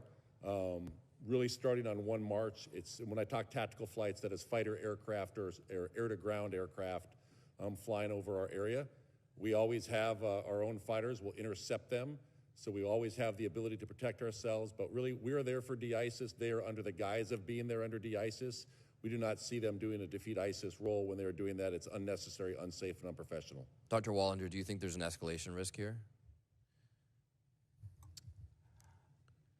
There's always a risk when Russian forces are behaving unprofessionally, and making sure to maintain American presence and appropriate responses is something we count upon from our military commanders, but escalation management is something that we know that they are mindful of as well. Well, my time is up, but I would just say that if there's always a risk when Russian soldiers are behaving unprofessionally, it also seems that Russian soldiers always behave unprofessionally, and so we really have to manage this risk. Thank you, Mr. Chairman. Thank the gentleman. Chair now recognizes the gentleman from Mississippi, General Kelly, for 5 minutes. Thank you, Mr. Chairman. And my first question is for you, General Langley. And have you seen a shift in the Wagner forces available in Africa with the shift to Ukraine, or has it pretty much stayed consistent since they got more deeply involved in Ukraine? Congressman, that's a great question. I have not seen a shift, but here's what my analysis would tell me, though, that they wouldn't have what you have on the African continent is a false value proposition of security. So I don't think they're going to have their experts on the continent of Africa for that purpose. They're going to have the businessmen that are trying to make their way to the mines for profit. And I'm going to follow up on Seth Moulton's, because I agree with him. We need to be forward-leaning in diplomacy. And right now, the partner of choice around the world, whether that's South America or CENTCOM or AFRICOM, is the United States military. However, our State Department sometimes make that very, very difficult. So we have Jackson Vanik and a lot of things that we punish people wholly when we see their policies don't align with U.S. Policies. And that's not a bad thing. There's a purpose for that. But do you guys see any way that we can do that on a sliding scale and a reward punishment basis as opposed to a wholesale, you acted bad, so therefore we're not going to do any IMET with your country anymore. We're not going to provide U.S. aid to your country anymore. We're not going to do anything where we completely cut them out and create a vacuum in those countries where they have to choose China or Russia because we're not available because of our State Department. And I use a prime example. I visited 5 countries in Africa last July, May or July, somewhere around that time frame. And I went to Tunisia, Burkina Faso, Chad, Ethiopia, and Djibouti. And in all those, we had State Department restrictions that were preventing us from being effective as a military as we can. What is the solution to this so that we can build those future leaders in those countries instead of just saying no, we can do an incentive-based program as opposed to just saying no? Any ideas? Congressman, the 7008 sanctions on that country, but restrictions for me, I have to look at the whole government approach. For example, Burkina Faso, 708 was imposed, but I had to thank you for, I just really want to thank you for the language within the 8823 that says notwithstanding authorities. There are still some notwithstanding authorities. And that's why at Flintlock that we had last week, major exercise in West Africa, the Burkinabes were there. They were there. So until there's a message to them that they need to set the stage to return back to democratic norms. But across the whole government, I met with State Department last week, so they also have some activities and investments that they can do to be able to employ in Ouagadougou because Ambassador Clark, she's looking for what CT mechanism we can do to still engage with Burkina Faso so they can embark upon the fight against violent extremist organization. Thank you. Let me kind of get, I got one more question, but I think you're 100% right, and I just think we really have to work this problem set because there's a lot of opportunities that we're missing, and we're giving opportunities to our competitors by not using a reward system to modify behavior to our culture. The final thing, and General Corella, you've done an outstanding job in your predecessors. The state partnership programs, and we need to get stronger in Africa, General Langley, but you've done an outstanding job of using that resource, which is a low-resourced, dollar-wise programs, which can be very, very effective. But it also takes, at your levels, engaging with those state partnership adjutant generals to make sure that their priorities align with your priorities in those countries that they represent. And so I think there's a lot of opportunity, and just if you can comment on those. Congressman, thanks. If I could just back up one on the IMET program, I think that's the highest return on investment for every dollar we spend, because I will tell you in the CENTCOM region, many of our chiefs of defense went to school at our military school of professional military education back in the States. I thank you for what Mississippi does with Uzbekistan. I think we do have great alignment, and the return on investment we get from our state partnership program is significant, and it's one of the highest requested things from a lot of our countries in the region. I thank the gentleman. Chair now recognizes the gentlelady from New Jersey, Ms. Sherrill, for 5 minutes. Thank you, and thank you all for being here today and for all of your service to our country, not just now, but over many years. As you may know, Picatinny Arsenal in my district does a lot of work on our supply chain, especially with some of the minerals that we need in our supply chain. And so, General Langley, as you know, the African continent is full of rare earth mineral deposits. And I'm wondering, what you're doing in that area to increase the stability of our supply chains, especially with the incursions of China into the African continent and the relationships they have there. Is there an ability for us to stabilize our partnerships there to better protect our supply chains, or do we really need to be thinking about moving our supply chains out of rare earth minerals coming from Africa? Congresswoman, that's a great question, because here's another opportunity for me to illuminate the illicit activities and the shady deals that the PRC is starting to embark upon with some of our partners. Just illuminate and amplify their activities. And we do that through the whole government approach and through these country teams to give the cautionary tales.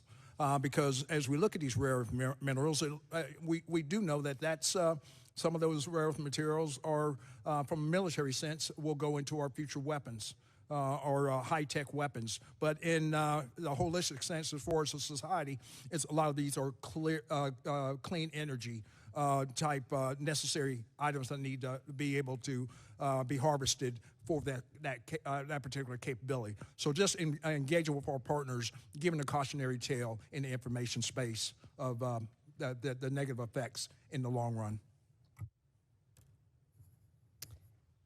Thank you. And then also, with back to Picatinny Arsenal, we have the Joint Center of Excellence for Guns and Ammunition. And we're working on a new gun-based counter to small unmanned aircraft systems. I know there are different ways we are approaching unmanned systems.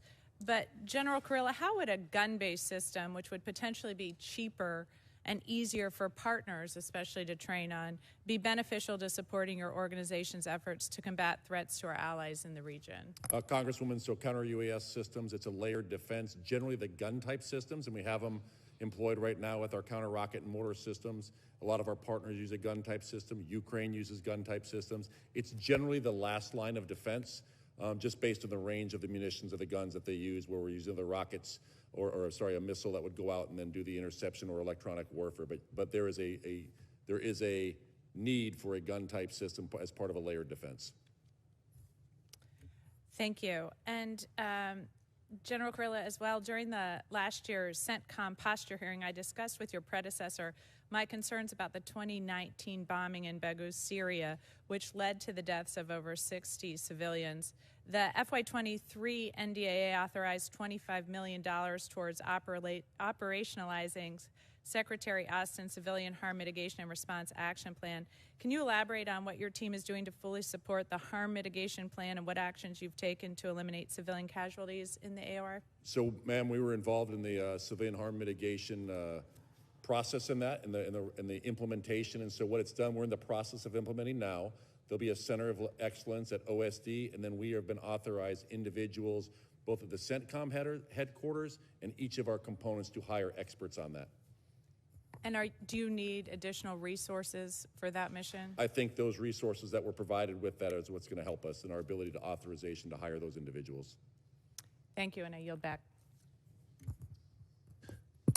Chair recognizes General Bacon for 5 minutes. Thank you, Mr. Scott. Thank you, Dr. Wallander, General Kurilla, General Langley, for being here. Most of my questions are with the CENTCOM AOR.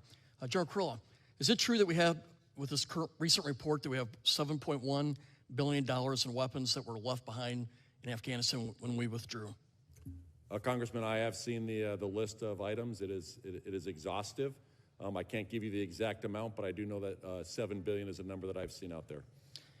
Are there particular weapons that you're most concerned with falling in the hands of the Taliban or ISIS or Al-Qaeda? I think there is a wide variety of munitions that would be concerned that would be used outside of the country by individuals if they got their hands on them. Now, $7 billion in weapons is a grave concern to many of us here. A second line of questioning, how often are you under attack from Iran with the unmanned aerial vehicles? Is it weekly, monthly? Can you give us a feel for how often you're being attacked? It is periodic. We see periods where they'll do more. There has been a number since 1 January 2021. The number is about 78 times that we have been attacked. 78 times we've been attacked and are these UAVs flying out of Iran striking us, or are they being used by militias controlled by Iran? So what Iran does to hide its hand is they use Iranian proxies. That's either UAVs or rockets to be able to attack our forces in either Iraq or Syria. Are these considered acts of war by Iran? They are being done by the Iranian proxies, is what I would tell you, Congressman.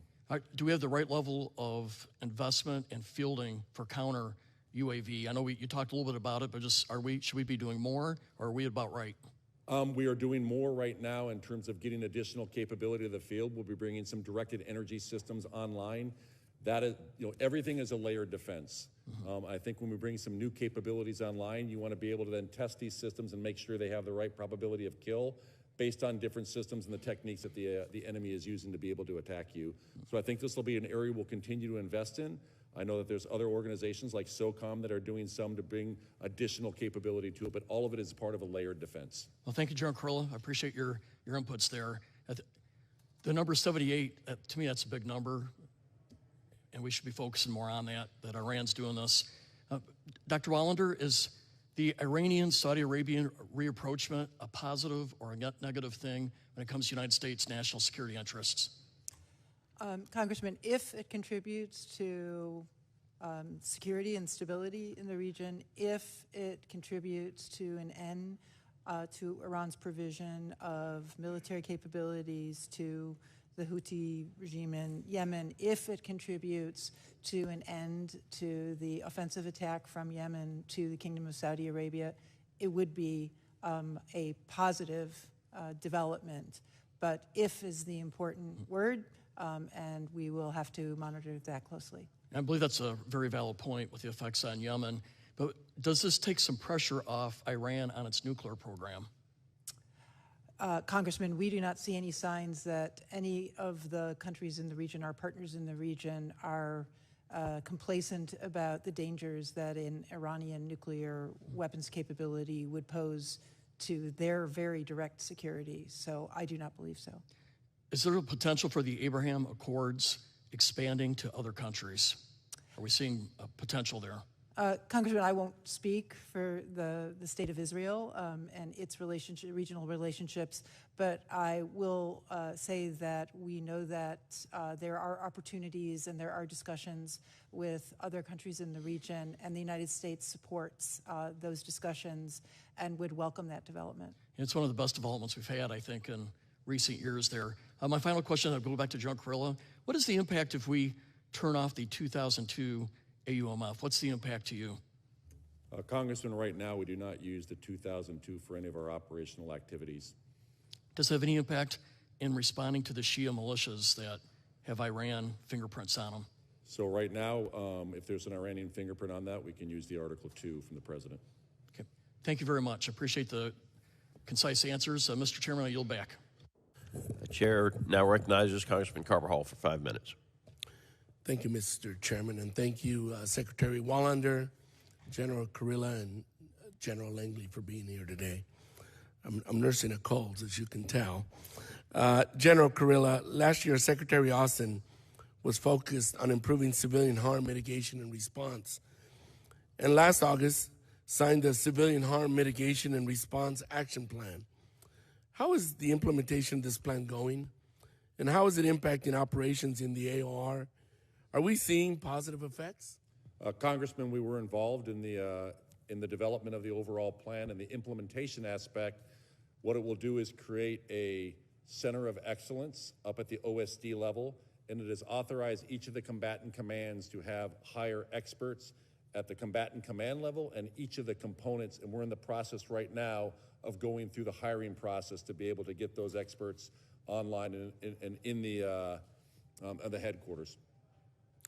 Thank you. General Langley, I just returned from a delegation to Morocco, which was very informative. African nations are increasingly influential in the United Nations and other international forums. There continues to be misunderstanding about the AOR. You've been commander of AFRICOM now for about 6 months. What are some of the misconceptions you hear about from both American officials and the American public about the AOR? And how can we approach the AOR in a more productive and effective manner? Congressman, thanks for that question. because I wanted to just echo what, in my visit to Morocco, that they want us to be a partner of choice, but also to talk about what capabilities they have to export security. African nations want to solve African problems themselves. They want to own it. They just need us to enable them in various Title 10 authorities that I have in 333, which is train and equip. What Morocco is right now, they're a microcosm of what we have in the IMET program. They bring other sub-Saharan African nations onto their ground to be able to train with them. And we have African Line getting ready to kick off. Exercises like that is sharing of ideas and sharing of norms, supporting democratic ideals, and also a full-fledged fight against a violent extremist organization, capability and capacity building. African Lion exercises start in May or June? Yeah, we just finished out the second phase. It's going to extend through June. Great. General Langley, violent extremism has been a very difficult problem to address, particularly in the AFRICOM AOR. There continues to be an alarming rate in violent events by militant Islamic groups, including Al-Shabaab and Al-Qaeda in the Islamic Maghreb. What is the biggest impediment to being able to better address these threats? Do you think the U.S. needs to amend our strategy in the AOR to do so? Congressman, I'll state that the countries I've been to, as we see this threat starting to metastasize West Africa, which I characterize at the tipping point, these countries recognize that. And they think that the regional players are going to address this issue. Regional players such as Niger, Ghana, and Accra Initiative, the ECOWAS economic construct are trying to enable some of these countries to be able to form a regional coalition to address this issue. They just need help in the various authorities that I have. But what we need is more responsive authorities so they don't go over to Wagner. And so in 333 area of train and equip, in the 332 and building ministerial capacity, that's what needs to be more responsive as we collectively work with State Department and this Congress to be more responsive so they won't select Wagner, which is a threat and destabilizing action. Thank you very much, Mr. Chairman. I yield back. Chair recognizes Congressman Gallagher for 5 minutes. Thank you. General Kurilla, I appreciate your commitment to fostering technological innovation through Task Force 59, 99, and 39. I think these task forces are an important test of innovative technologies, but how would you assess the Department of Defense's effectiveness in actually operationalizing new technological outputs, and particularly adopting commercial technology and integrating it into what you need as a warfighter? So thanks, Congressman. If I could talk about using just 59 as an example, we're using commercial off-the-shelf to be able to increase maritime domain awareness. We are using a lot of commercial technology that was used for the tuna industry. In that industry, when they don't go out to find fish, they go out to catch fish. So we're using a lot of these systems right now, whether that's a sail drone or an unmanned surface vessel or an undersea vessel, that can have a lot of wide variety of commercial use as well. We're operationalizing that and putting it towards this maritime domain awareness, which allows us to more effectively use our manned assets. So a destroyer right now patrolling in the Red Sea is the equivalent of one police car patrolling the state of California. We take these unmanned systems and we put them out there, and they act as indications and warnings and early sensors to then more effectively use. An unmanned system can go up and find anomalies and look at behavior. Is that normal? Is that not normal? We run that through a structured database, run algorithms against it, and then it can say, hey, you need to take a look at this. This is an abnormal behavior, and then more effectively use that manned asset. We've done this. We've also gone to the Indo-PACOM, and we've gone to EUCOM and shown them this capability. We've exercised with those countries. We just finished an exercise last week, 7,000 participants, 42 countries, 35 ships, and 30 unmanned systems. That was 42 countries participating in that. And if you saw Admiral Gilday, the CNO of the Navy, he was just on 60 Minutes. He sees that 40% of the Navy in the future is some type of unmanned system. We think we are helping inform that in a way that we can test out in our region as well. So you're taking commercial technology, unmanned technology in this case. You are then using it and adapting it to meet a warfighting need to enhance your maritime domain awareness. What then, okay, having proved the concept in this task force, what then are the barriers to scaling that or applying that in other areas from your perspective? Funding would be one. And I think taking systems that we're using right now and then converting them to programs of record, but I'd really defer to the services on that, to what would be the barriers to do that. Talk a little bit about, have allies in the region, allies and partners in the region been receptive to this? Have you been able to integrate them in any cases? Talk about the ally and partner piece, if you will. Congressman, that is probably the strength of it. So our goal by the end of this year is to have 100 unmanned surface and subsurface vessels. Right now, we're on path. We're getting close to 50. We can see right now our way forward to 85, 75% of them through our partners. We just did an exercise with Bahrain, and we did an exercise in the Gulf of, up in Aqaba, where we took partners, and everybody was able to see the same feed. It didn't go back through NAVCENT, Naval Command Central.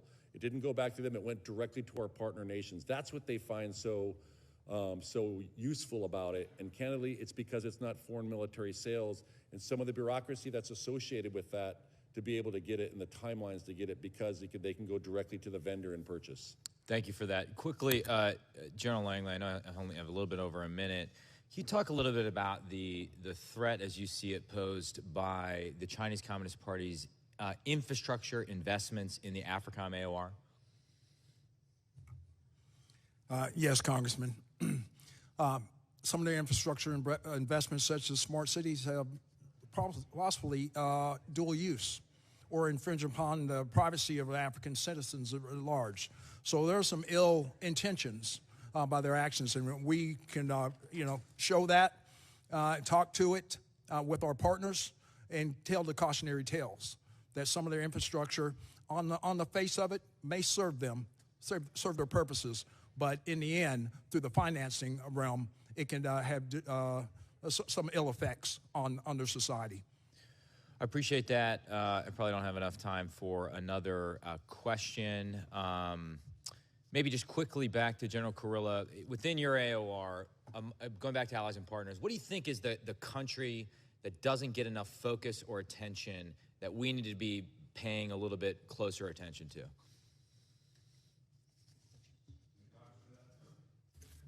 Congressman, that's a hard question. I mean, I spend about 50% of my time in the region. I've been to every country except Iran, Afghanistan, and Turkmenistan right now.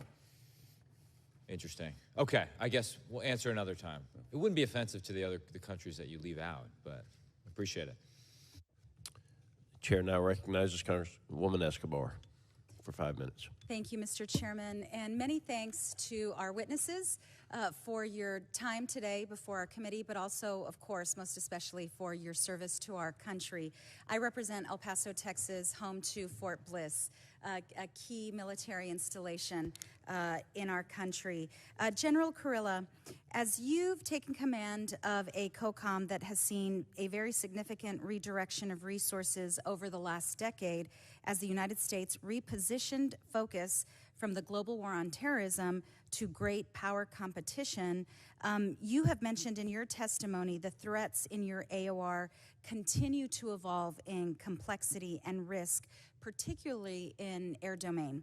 Can you elaborate on the cooperative efforts between industry and academia that are propelling the work of Task Force 99? I have long held a particular interest in making sure that we link as closely as possible to the brilliance within academia to our advantage. Thank you, Congresswoman. So Task Force 99, that is our Air Domain Innovation Task Force. One of the things we're working with them is to shorten the kill chains. We're doing a lot of stuff with artificial intelligence and machine learning to be able to do dynamic targeting. And what we are seeing, and our goal is by this January from a year ago, to be able to increase 700% our ability to target dynamic targets in a 24-hour period. Part of that comes from our work on being able to educate our force on how to use machine learning and artificial intelligence. When we look across the entire force, one of them is our digital literacy. So how do we improve the digital literacy of the force? A lot of our younger generation that comes in, they have this. But then again, as our leaders are a little older, they may not have that. So how do we educate them? And through academia is one of the methods that we do it. Are there some key opportunities in that area in terms of the education that you see where Congress can be helpful? I think as we identify these, we'll certainly come to Congress if we need the assistance, but I think we have all the authorities that we need to be able to do that now, ma'am.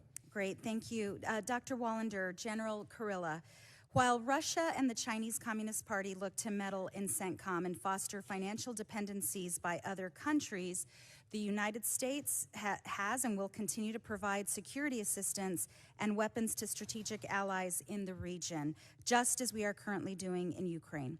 However, shortfalls of our domestic industrial base have come to the forefront of conversations as we look to backfill our own stockpiles for our security and that of our allies. To this point, can you outline some of the broad FMS challenges that affect your ability to maintain commitments to our ally nations, and what risk do we incur when our domestic industrial base cannot meet those FMS requirements? And we'll start with Dr. Wallander, please.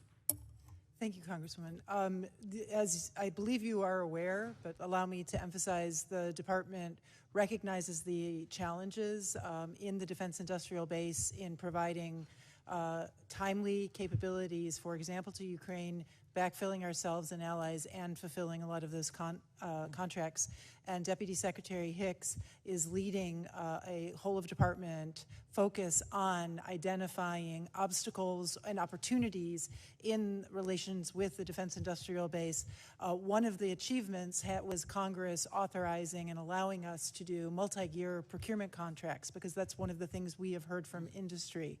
But this is a major focus of the department, and we've already seen progress in some areas in procuring ammunition, producing and procuring ammunition more quickly, but much remains to be done, including in fulfilling many of those partner contracts. Thank you. General Kurilla. Congresswoman, specifically what specific munitions? We see it really on our high-end munitions, our Patriots, THAAD, and even the F-16, because but the good news there is we just had our very first F-16 Block 70 come off the South Carolina line, and that's going to be going to Bahrain, and we have orders for those for Bahrain and Jordan as well. Great. Thank you so much, Mr. Chairman. I yield back. Chair now recognizes the gentleman from Florida, Mr. Gates, for 5 minutes. General Langley, I have constituents that have been scattered across Africa on train and equip missions. So just ballpark, in the last decade, how many Africans has the United States military trained and equipped? Congressman, I don't have that figure. I can get that figure for you. Ballpark, just, how many? Congressman, it would be a wild guess right now. Seems like something we should know, right? Over the years, we have trained a substantial number, especially in the Gulf of Guinea states, but including like more than 10,000. It is more than 10,000. More than 50,000. I'd say we're reaching around 50,000 okay. at least. And what percentage of the people we've trained end up participating in insurrections or coups against their own government? Very small number, Congressman, very small number. So what percentage do you think? I'd say probably less than 1%. But it does happen. The IMET program is in force, and we've pushed a significant number through our schools across the and what data sets do you track to arrive at the conclusion that less than 1% of the roughly 50,000 that we've trained have participated in coups? Because it'd be like about 500, about 1% of 50,000. Congressman, you may have that information. I don't at this time, but I know. Well, I know there are some, right? Like go ahead and throw up that image. This is Colonel Mamade Doumbouya, and this is a photo of him. Did we train and equip him? In Guinea? By name, I cannot identify that. Well, that guy in the middle with the big red hat, Colonel Mamade Doumbouya, that's him with a bunch of U.S. service members outside of our embassy. And just months after this photo was taken in 2021, he led a coup in Guinea and threw out the leader. Does that concern you? Congressman, core values is what we start off with in IMA programs. Do we share core values with Colonel Doumbouya? Core values. I will repeat that. core values, I know, respect for humanity. Do we share those values with Colonel Dumbuya? Absolutely, in our do? curriculum. He led a coup. We do. Okay, well, that's a very telling answer. In Burkina Faso, did we share core values with the leader that we trained there who led a coup? It's in our curriculum. We Leading stress coups core are in our values. curriculum? We request civilian-led governance. Wait, hold on. Is leading coups in our curriculum? Absolutely not. So civilian-led. My question is, do we share core values with the coup leader in Burkina Faso, who we trained? Holistically, we teach core values with a respect for civilian governance, apolitical, and that's what sticks across a very high percentage in the 99 percentile. Right? But not everybody. And I wonder how many people it takes to plan a coup. I mean, initially you didn't know how many we trained and equipped. Then you said it was 1%. You had no basis for that 1% number because there's no data set you tracked. Mr. Chairman, I seek unanimous consent to enter into the record. Another U.S. trained soldier stages a coup in West Africa by The Intercept. Without objection, so ordered. And I further seek unanimous consent to enter into the record. U.S. forces trained the Guinean colonel behind the recent coup in West African country, and this is regard to Guinea. Without objection, so ordered. So I guess the question is, why should U.S. taxpayers be paying to train people who then lead coups in Africa?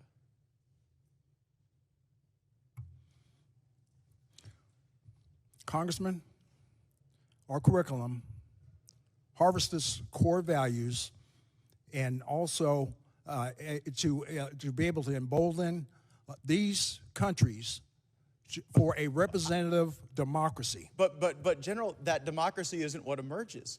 The problem is, I know you may have great confidence in what you're teaching, but when two governments have been overthrown, I guess how many governments have to be overthrown by people we train before you sort of get the message that our core values might not be sticking with everyone? Is it 5 countries? 10? We'll continue with our persistence in assuring but do you think it's that they harbor democratic norms, democratic values. Just a moment ago, you said we shared core values with Colonel Dumbuya. You said that just moments ago in response to my question, and his core value seems to be leading a coup. So I don't think it's stuck. I think we should at least know how many countries we train the coup plotters in. How many is too many? Because clearly 2 is not too many, and I think we could use our resources far more effectively than doing this. Gentleman's time's expired. Chair, and I recognize the gentleman from New York, Mr. Ryan, for 5 minutes. Thank you, Mr. Chair. Thank you all for being here. In particular, I just want to thank General Langley, General Kurilla, as we mark the 20th anniversary, essentially, of our tremendous sacrifice and service of all of our service members in Iraq. I know you both spent a significant amount of time there, and I just want to thank you as someone who also spent some time there, and thank everyone that has risked and sacrificed in those conflicts, and just appreciate you all.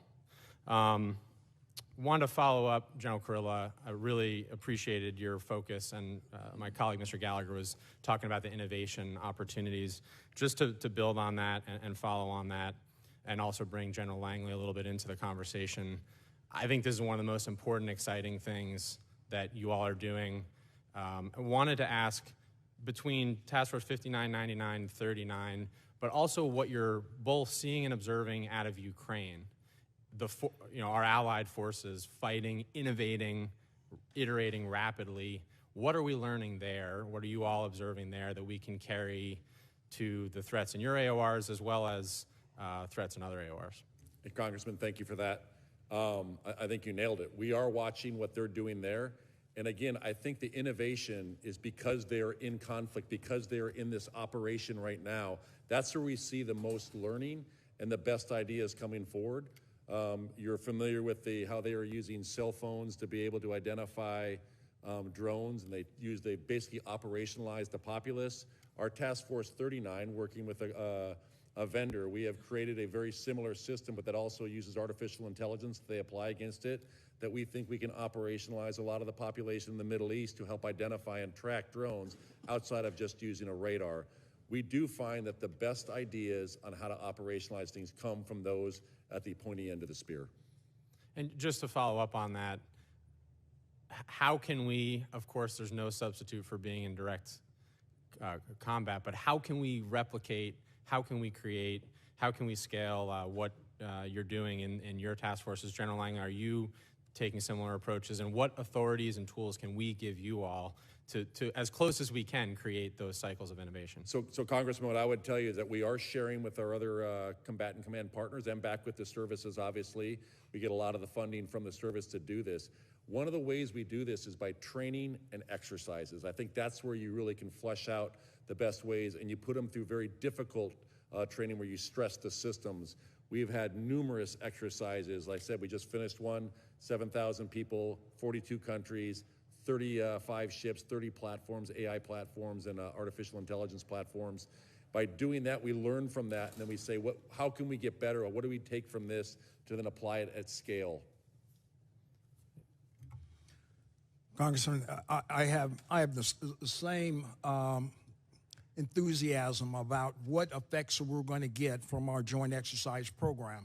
We just finished last month Obagami Express for maritime awareness. We also finished Flintlock and also embarking on African Lion. This is where a forum where we collectively share ideas with our partners, and they gain capacity and capability from, and also interoperability. So to address some of the needs in whether it be in the maritime domain space or in counter VEO type operations. Thank you, and I think just as a follow-on to encourage us to think about, no need to answer, but how we can scale and keep, these sorts of initiatives not personality-based and by exception, but make them both institutionalized but still adaptive. So really appreciate that. Brief amount of time left, but I wanted to ask you both to expand a little bit more on your answer, General Kurilla, on the 1991 and 2002 AUMFs related to Iraq. We're obviously having this debate now in Congress, which I think is very necessary and healthy, and would ask again, just to expand on your brief answer, General Kurilla, you don't foresee significant or any operational risk were those to be repealed? Congressman, I do not use the 2002 as the basis for our operations. We use the 2001 AUMF. Thank you. General Langley? The same. We use the 2001 AUMF, and if that was considered, we'll need to take another look at what would be in its place if that's addressed. Thank you. Yield back, Mr. Chair. Chair now recognizes the gentleman from Indiana, Mr. Banks, for 5 minutes. Thank you, Mr. Chairman. General Kurilla, last week or 2 weeks ago, the House voted against a measure that would have tied the hands of the administration on our troop levels in Syria. I've been out of the room for a little bit. I don't know if you've already discussed this, but can you talk about what we're doing in Syria, why it's important, how many troops are there? Give us the full defense of our activities there. Thanks, Congressman. So we're in Syria for the enduring defeat of ISIS. That is our daily mission. We are doing that through a partnered force called the Syrian Democratic Forces. And if I can talk about ISIS in Syria, we put them into 3 categories. The first one is ISIS at large. Those are the individuals that we are going after every day through our partnered forces. Last year we did 313 partnered ops in Iraq and Syria. This year we've done 129. They're in the lead. That same Syrian Democratic Force that was in Syria going after ISIS, they took over 10,000 killed, over 20,000 wounded going after ISIS, basically from 2014 until today. That is the ISIS at large that we see. Most of the ISIS very senior leadership, the leader, the Caliph, Abu Bakr al-Baghdadi, Abu Qureshi, those are the ones. They were basically commanding, controlling the ISIS global enterprise from northwest Syria and areas inside of Syria. We think we have contained ISIS in Syria, but the ideology is uncontained and unconstrained. The next category is ISIS in detention, and I call it an ISIS army in detention. There's over 10,000 ISIS detainees across 26 prisons that those are at risk. When we do our targeting inside of Syria, we go after those that are doing external operations or those that are trying to break that army out of prison. If they were to get out, there's approximately 2,000 ISIS is our estimate in Syria. You would 5 times more the size of what they currently have. And lastly, it's the potential for the next generation of ISIS in Al Hol and Al Rosh camps. I was in these camps 2 weeks ago. I've been to Syria 6 times, and I was in that detention facility in Hasaka. That's why we are there, is to go after the enduring defeat of ISIS. So would you quantify the troops who are in Syria as special operations troops? What types of personnel do we have there? Every kind, Congressman. We have special operations forces, we have National Guard, and we have active duty. Yeah, and can you quantify the troop level again of It's 900, but it goes plus or minus on that based on we have to bring up a temporary enabling force because of that. And also when you do what we call a relief in place transfer of authority, those numbers go up. So when we bring in based on a capability that we want to bring, that's called temporary enabling, much like we brought Bradley fighting vehicles in for a temporary period of time, that you'll see those numbers will go up. And I think for the return on investment you get for that very small force, what you are seeing is really the containment of ISIS in Syria right now. Okay, I appreciate the overview of why we're there. Tell us what would happen if we weren't there. And maybe perhaps Afghanistan is a parallel example. If you removed troops, then what happens if we leave Syria? It is my commander's estimate and my intel analysts that if we were to leave Syria and if the SDF could not fight the ISIS by themselves, you could see a breakout of the prisons. You could see the radicalization inside Al Hol, and it is our estimate that ISIS would return in 1 to 2 years.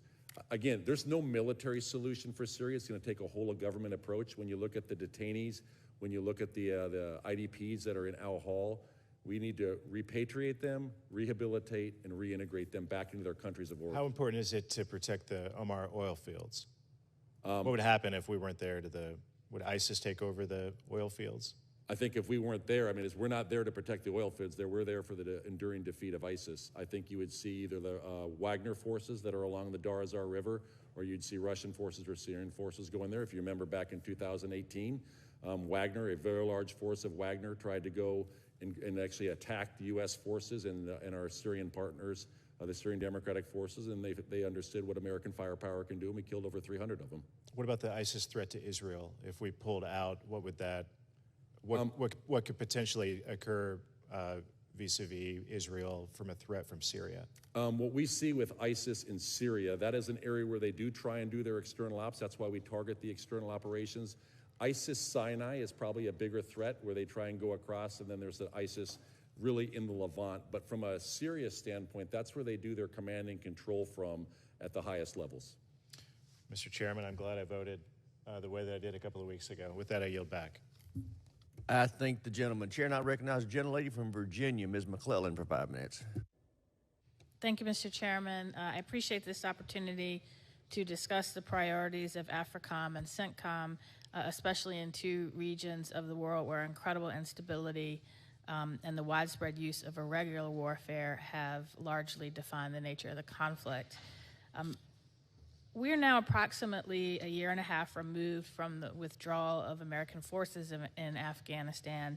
How is CENTCOM working to reposition resources following the withdrawal to continue addressing emerging threats in the region? Thank you, Congresswoman. So what we are doing is we are trying to increase our intelligence collection capability inside of Afghanistan. It's not just about an ISR platform flying over the top, but it's also increasing our SIGINT, our cyber, and most and probably importantly is our human intelligence collection inside of there. One of the things, a positive news story, is that we have been funded from alternative airborne ISR. This is something other than an MQ-9, but we are trying to find things that can go up and have endurance that go for days and weeks and still be able to have the appropriate sensor payload on them, whether that's image intelligence or full motion video or signals intelligence, and we should be bringing some of those capabilities online as early as this May. Thank you. And General Langley, could you elaborate on what AFRICOM is doing to combat irregular warfare, particularly misinformation, to bolster stability within Africa partners and allies? Yes, thanks for that question.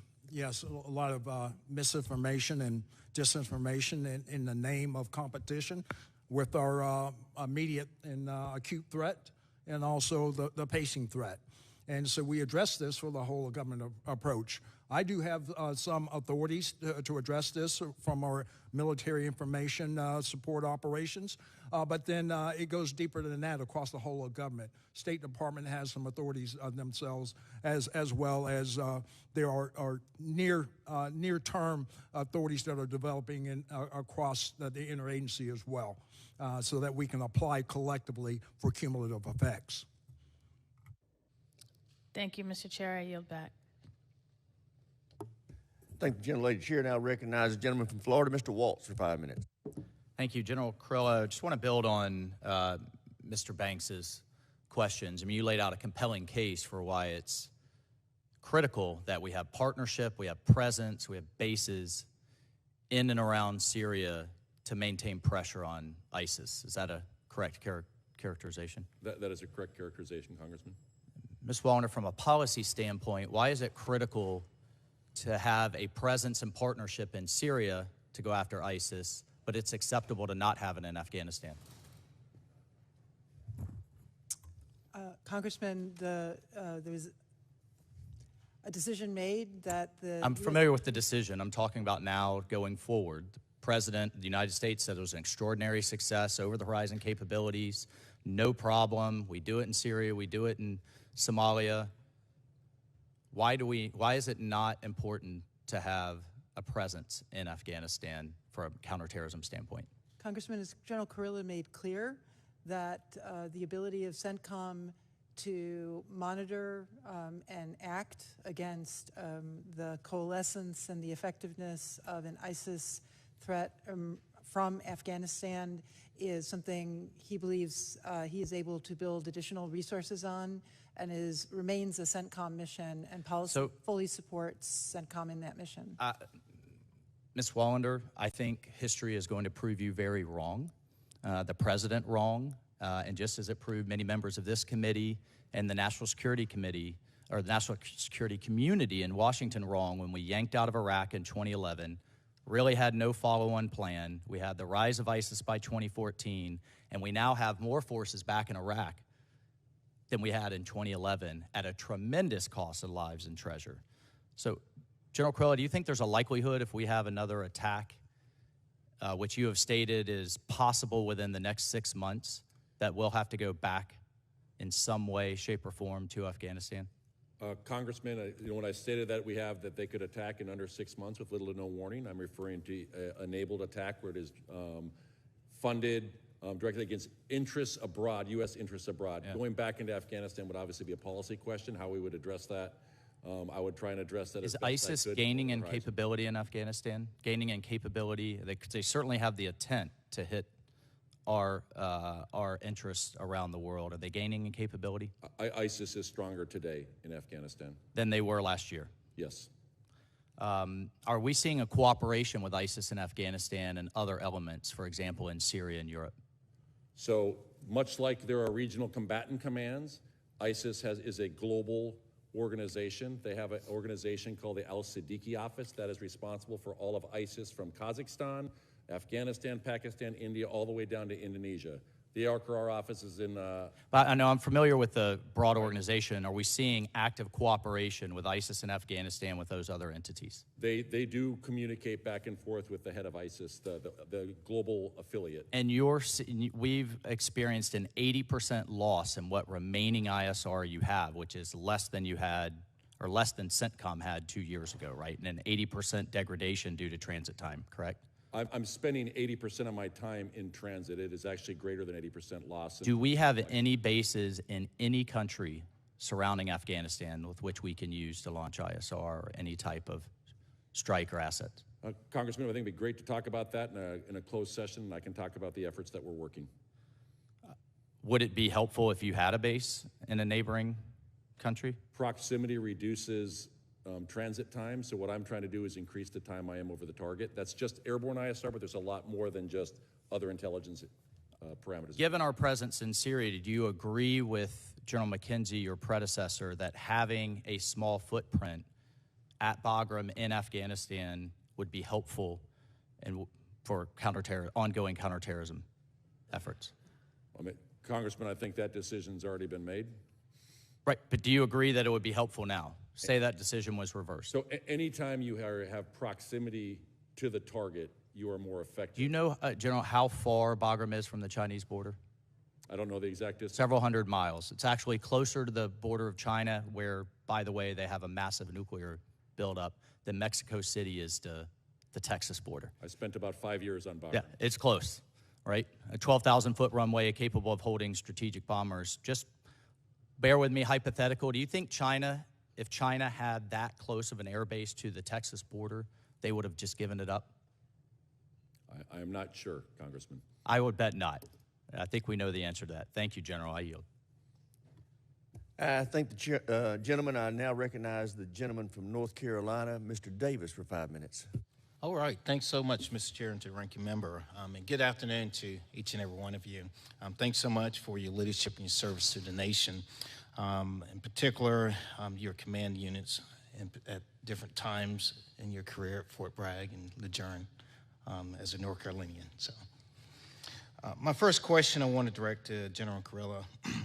Israel realigned from the European Command to Central Command in late 2021. How has the inclusion of Israel strengthened the partnership between militaries and with forces throughout the Middle East? We view it as a net positive right now, Congressman. It is they bring tremendous capability. They have their ability to share some of their the things that they are doing. We view it as a net positive across the board. And when you look at the Abraham Accords, those aren't just military; those are also economic as well. Awesome. General Langley, I want to pivot then, and speaking of the Abraham Accords, can you talk specifically about the impact of the Abraham Accords with African partner nations? Congressman, Morocco, they were part of the Abraham Accords, and I'll just go ahead and state that there are probably our top, or one close to the top, non-NATO allies, them and Tunisia, that actually export security. So we see that with African Line coming up, you know, their handshake with the Israelis is going forward. And collectively, for regional security across the merge of EUCOM and AFRICOM's AORs is going to just add capacity for that region in an agreement and sharing of ideas and sharing of tactics that these exercises bring. So I see it as a positive thing. All right. And General Langley, General Richardson previously testified about the growing PRC space infrastructure, in particular the footprint in the Southcom AOR. There's a concern with those developments and related advancements in Chinese space capabilities.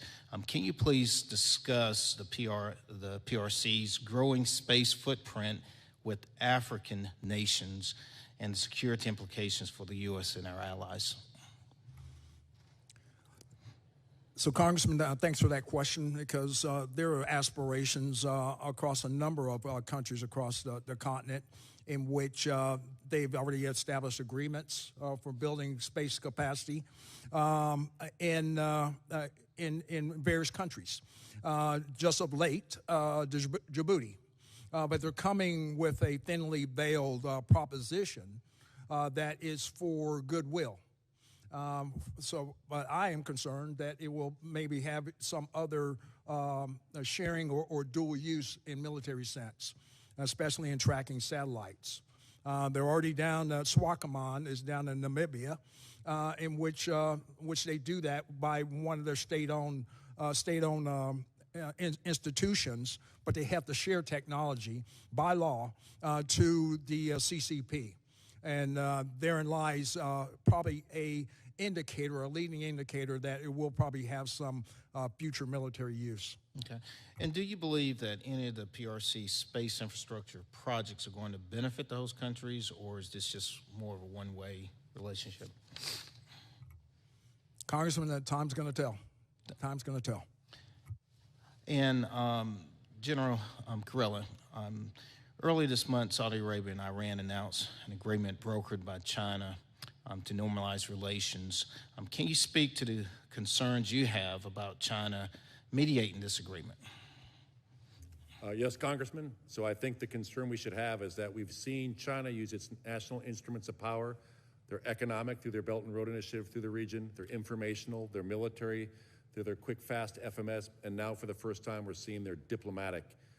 China has chosen to compete on a global scale, and this is an area where they're choosing to compete. What does this mean as it pertains to our military relations with Saudi Arabia? We have very strong military relations with Saudi Arabia.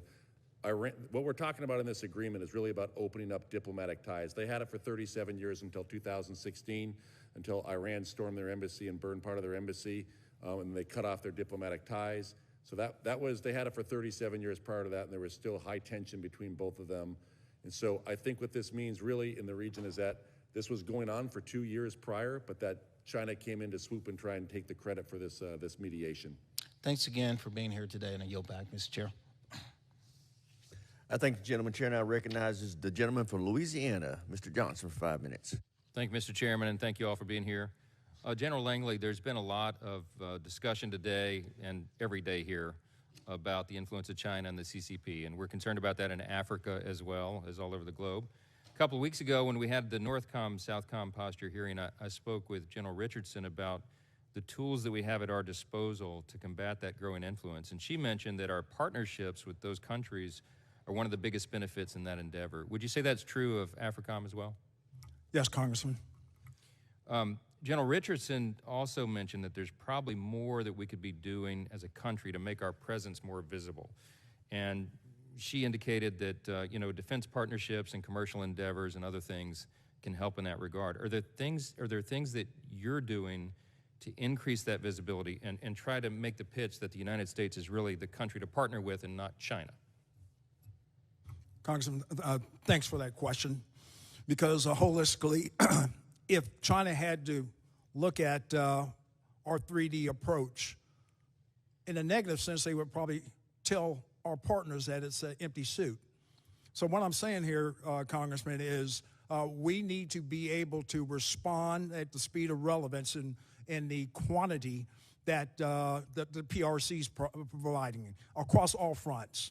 In my Title 10 authorities, China will sell their wares, their military wares, to a partner that is at the cusp of being subjugated by an extremist organization. They can provide the weaponry real quick. My Title 10 authorities in 333, train and equip, or even our FMS type program moves too slow. So the panacea to this is become a partner of choice, but we just need the authorities to move faster. And that goes across the whole of governments with USAID and flexibility funding and also State Department as well. And lastly, I would say that China moves at the speed of relevance, and we're not forcing our partners to choose, but they do know that we do have a value proposition of quality equipment, and they will hang in the balance waiting for us to respond. It's disconcerting to us as members of Congress to hear we might be regarded as an empty suit anywhere at any time because we don't maintain the peace through strength. If that's how we're regarded in a perfect world, how would that Title 10 authority be expanded? What would that look like? So, Congressman, first of all, I would say just holistically of all the whole portfolio of state partnership programs, and then the Security Force Assistance Brigade, they need persistent presence. So as our country teams make this request, we need to be able to affect this in less than 24 months. We need to shorten that from the request to boots on the ground real fast, because these partners are saying we don't need your boots on the ground. We just need the training, and our partnership is affecting that through exercises. And then collectively, what's actually just going outside the U.S. Gov. Thanks for the legislation on Prosper Africa, Digital Africa, and other types of legislation that affects our private sector to invest in Africa. Holistically, that will make a full suit.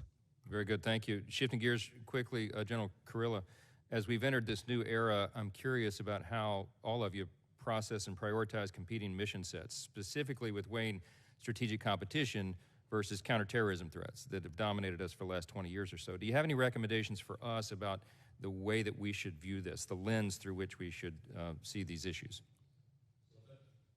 Thank you, Congressman.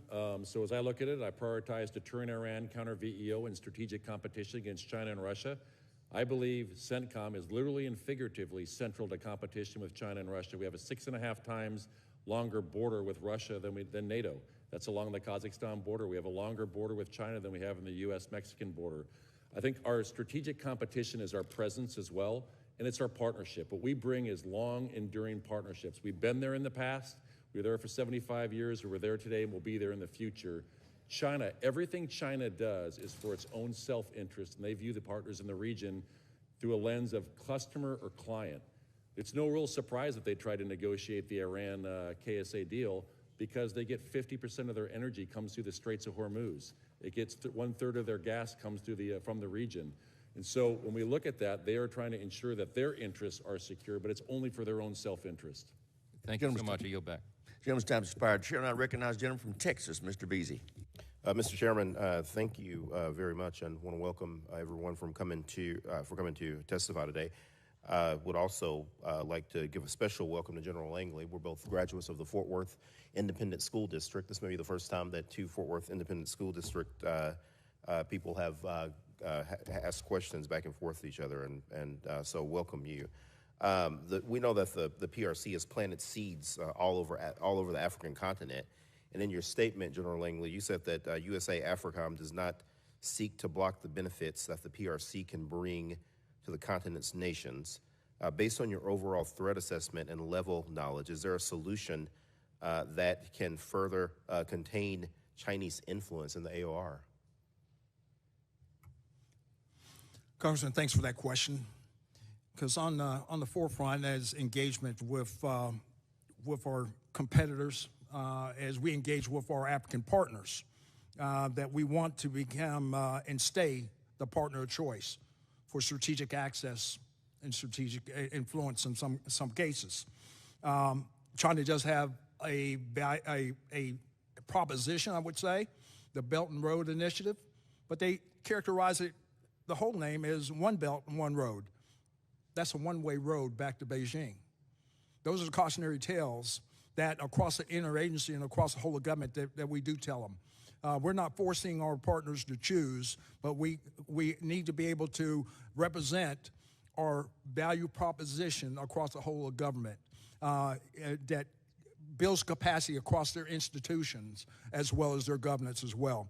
In the end, our partners realize that we are the partner of choice. Yeah. Another question that I wanted to ask you is how does AFRICOM work with African countries to promote regional economic development and stability?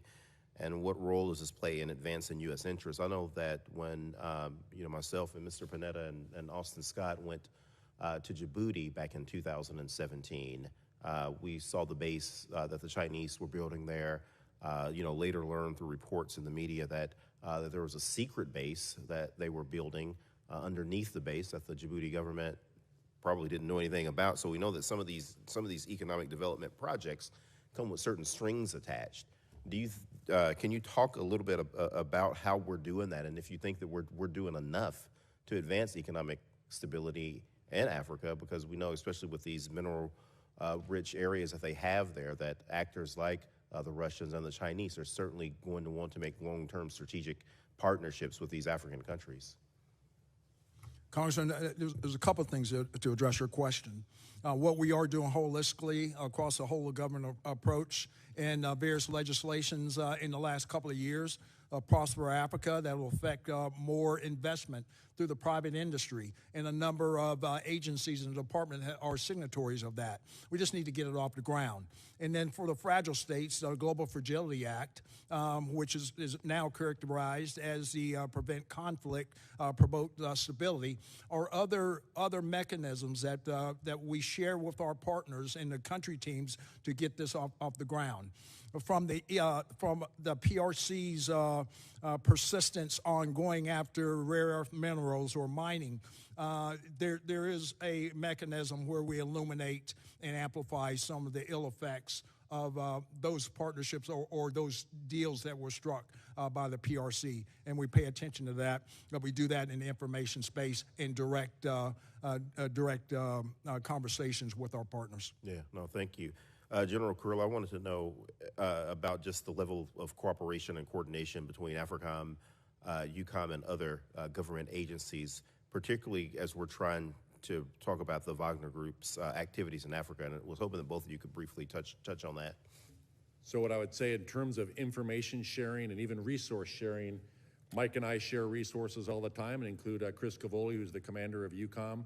So we all make sure we see the same site picture on the intel, specifically for Wagner. I have Wagner in Syria. He has Wagner all over Africa.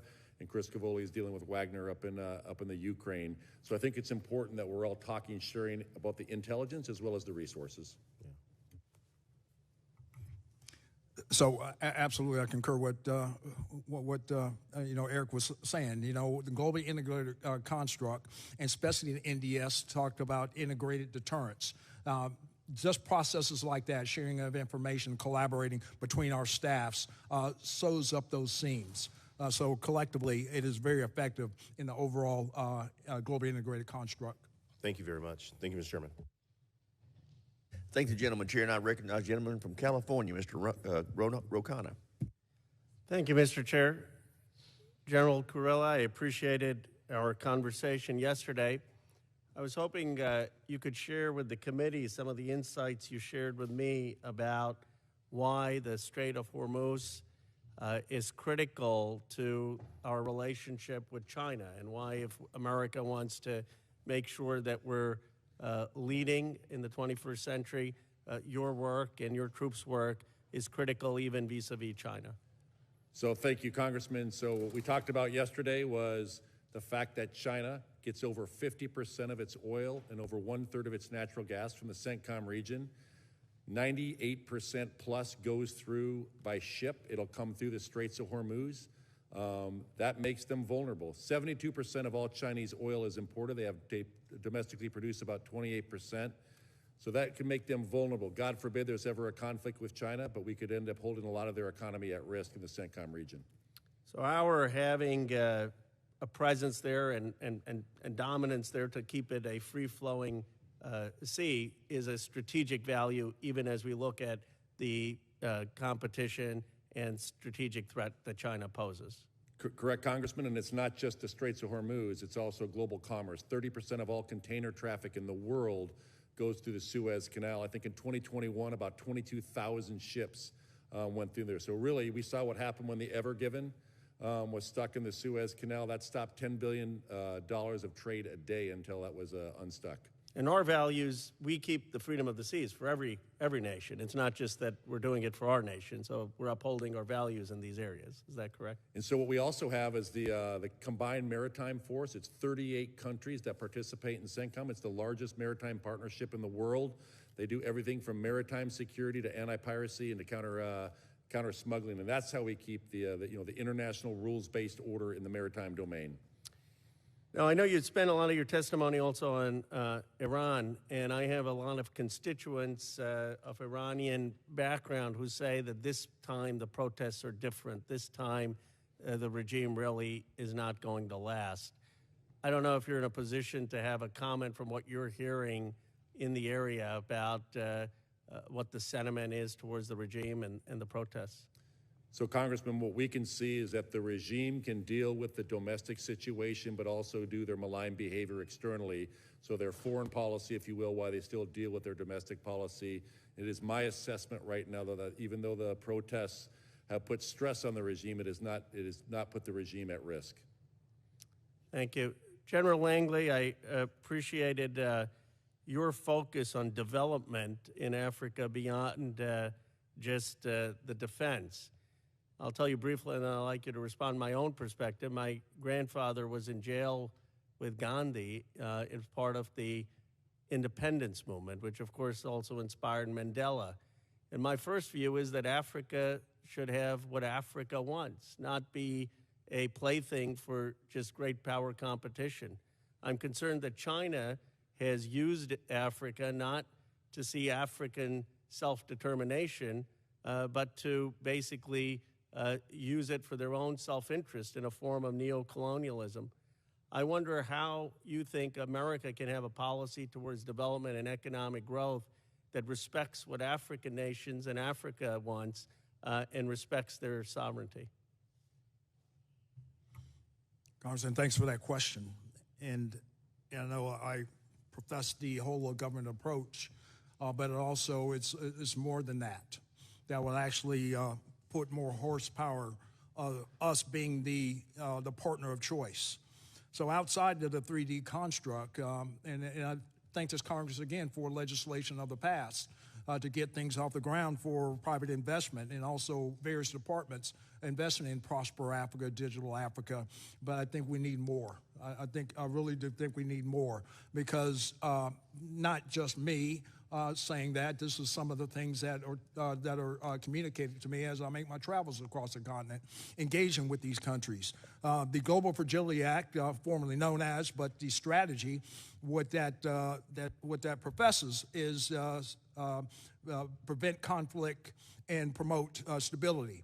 They think the enduring process to actually address their immediate threat is good governance. Collectively, State Department, USAID, and DOD are working together to be able to build capacity and bolster their governance under democratic norms. But we need more investment across the aforementioned legislations that have been passed. We just need to put more investment into it. Thank you. Thank the gentleman. Chair now recognizes the gentleman from California, Mr. Panetta, for 5 minutes. Thank you, Mr. Chairman, gentlemen, ma'am. As I get to my notes, recently we heard about a couple hostages that were released. One of them has been his second time being a hostage, I guess, Mr. Woodkey, that is. But I guess my question is surrounding the circumstances around his release, in that JNMIN supposedly released him without any ransom. And it's kind of unclear whether Niger had anything to give up in these, I guess, negotiations, as you may call them. If he was released without ransom, what's your assessment of JNMIN's motivation for the kidnapping? Congressman, I'll be able to speak to that fully in closed session, but I will tell you this: this is an indication of, and we just want to commend and thank Niger and President Bazoum in his efforts to be able to release Mr. Woodkey. But in closed session, I'll be able to shed a little bit more light on what we think will unfold as he is interviewed. A firm on that, and I think we actually have a lot to thank Niger for, considering, as I call them, sort of the Alamo in the Sahel right now, and that you're seeing a lot of, be it our forces, be it our allies' forces, kind of gathering there and staying there and being able to operate in there and out of there in order to deal with many of the VEOs. On that note, talking about Burkina Faso, obviously that's experienced 2 military coups since January of 2022. You got these regional insurgencies that are linked to Al-Qaeda and the Islamic State. And then you're starting to see a little overt outreach, potentially, to the Wagner Group, which is active in neighboring Mali. Now, JNIM and ISGS, obviously the Islamic State of Greater Sahel, they control much of Burkina Faso's national territory. In particular, the northern and eastern regions have faced a surge in threats from Islamist VEOs since 2016. Now, unfortunately, you're seeing the French forces being expelled or actually removing themselves from that area. I've been working with my good friend Austin Scott. We've traveled to the region. We want to make sure that our service members, they understand the danger that they're in, but we want to ensure that they're paid accordingly with imminent danger pay, something that your predecessor tried to push through last May. A couple questions. Can you tell us whether service members in Burkina Faso should be afforded IDP? Congressman, yes. Thank you for that straightforward answer. Second, obviously, I remember asking somebody, I think it was in this position about 2 years ago, dealing with QRFs and the potential for quick reaction forces and the need for quick reaction forces, not just in West Africa, but throughout Africa, and realizing how important they are. And the question I posed to them is, what are we doing about QRFs? And they said, we're relying on our allies. With the French removing themselves from most of Africa, do you feel we still can rely on our allies for a quick reaction force? And if not, who can we rely on?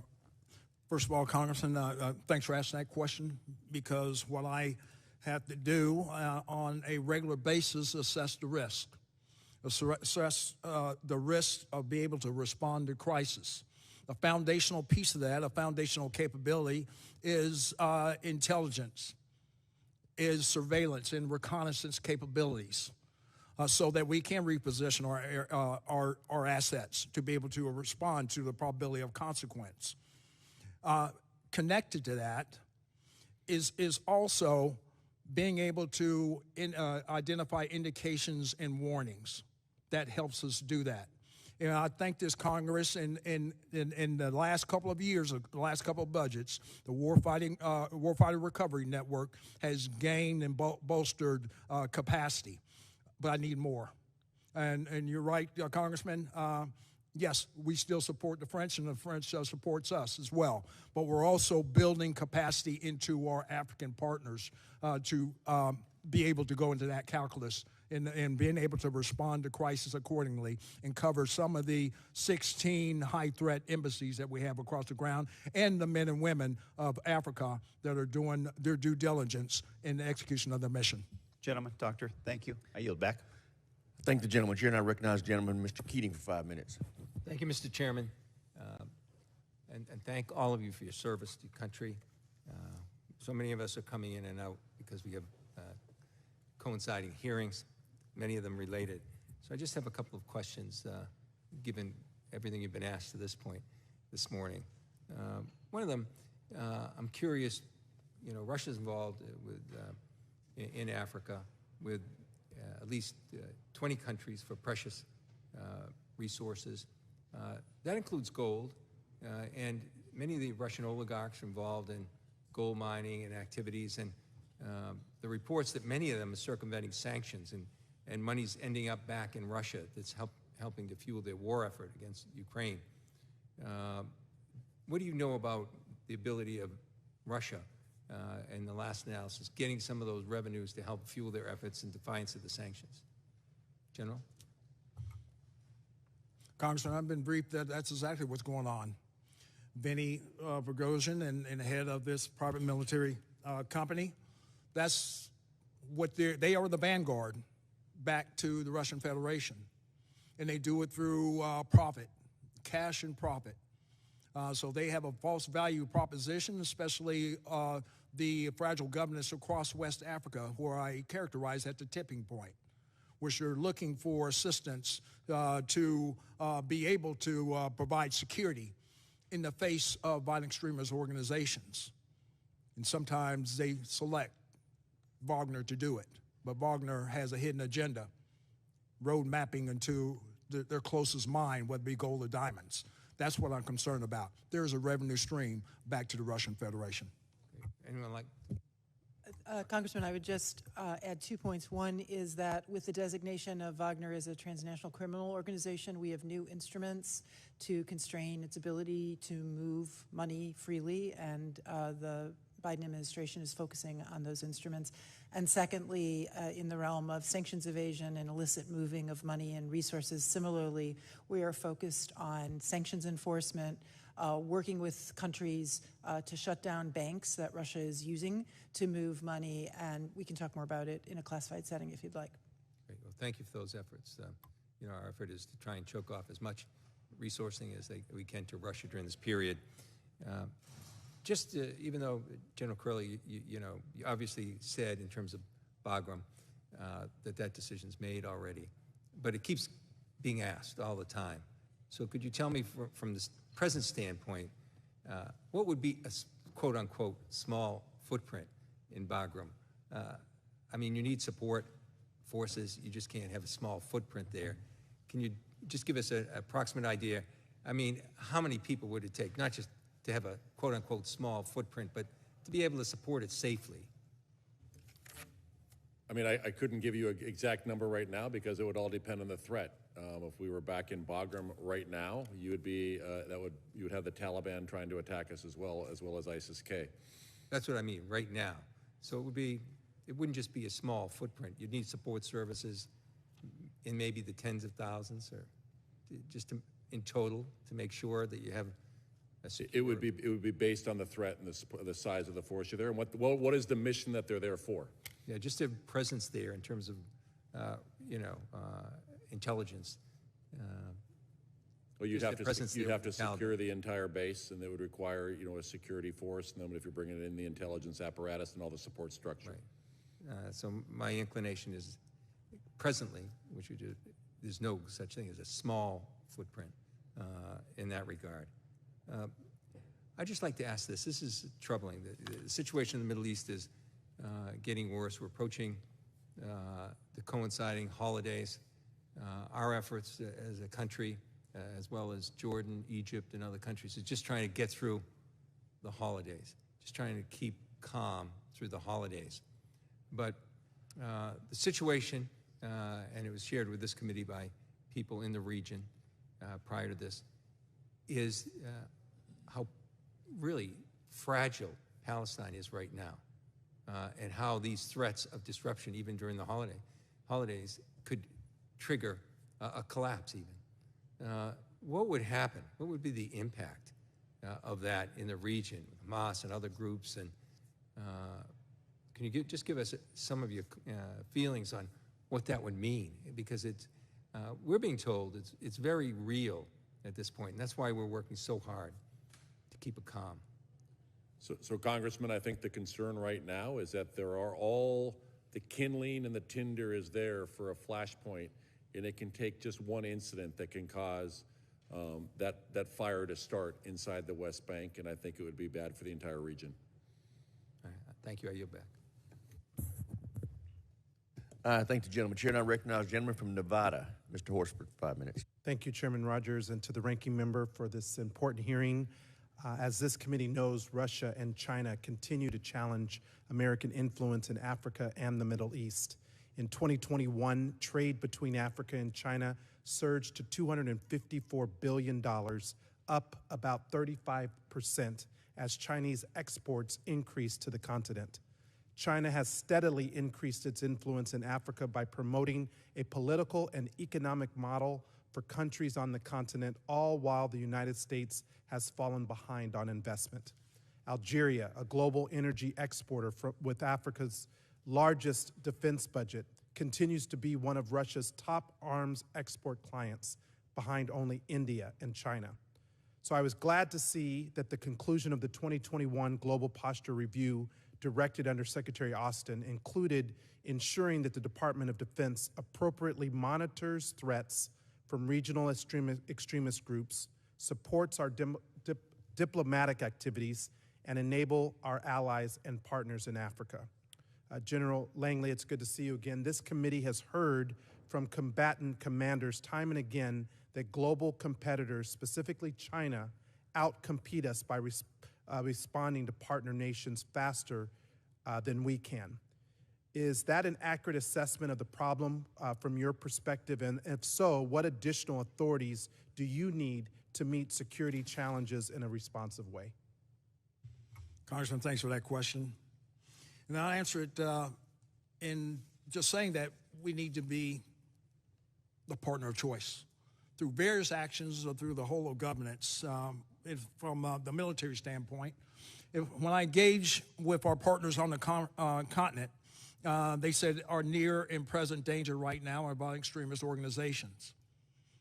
I have the portfolio available to be able to build partnership and capacity with them so they can professionalize their forces, train their forces in the face of the threat, their immediate threat. I don't think China does that. China will sell them weapon systems that will be in a weapon system graveyard within a couple of years. So that's that value proposition that I have leverage, that I need to continue to leverage, but that system needs to work, be more responsive. Our Title 10, 333 authorities, that process is kind of slow.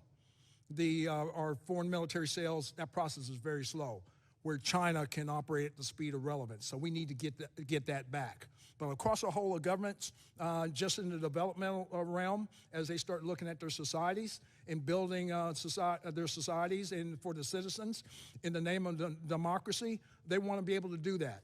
So their development programs in USAID need to have flexible funding as such in our State Department as they build capacity across the government. Thank you. And General Kurilla, can you describe the threat China and Russia pose in your respective area of responsibility? Thanks, Congressman. Again, what we've seen is them go in with their economic, and that's where we have 19 of 21 countries have signed a Belt and Road agreement with China. And what a lot of them don't understand is the predatory nature of the financing or how they are doing that when they come into the region. We've seen it with their informational. Their military, as I look at the military domain, which is my business, they come in very quickly. They bring out the whole catalog of equipment. They allow them to ship very quickly. They give them financing, and they have no end user agreement. As Mike said, we do see a lot of their equipment ends up breaking, but our partners have real security needs based on the region, and what China is doing is very quickly filling that for them. So I think there are things that we can do to improve our foreign military sales, because when you buy into the American system, you buy into the quality, you buy into the training, you buy into the upgrades, you buy into the sustainment, but you're also buying into the bureaucracy as well. In terms of Russia, we are seeing them in Syria.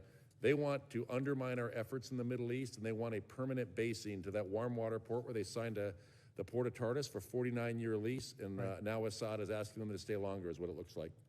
Well, I'm pleased to see the Biden administration's step-up engagement with Africa as a counterweight to China's influence on the continent, and I am glad to see both the First Lady, Jill Biden, which focused on the United States' commitment to the region, and I look forward to the Vice President's visit to the continent later this month, which will only strengthen that commitment.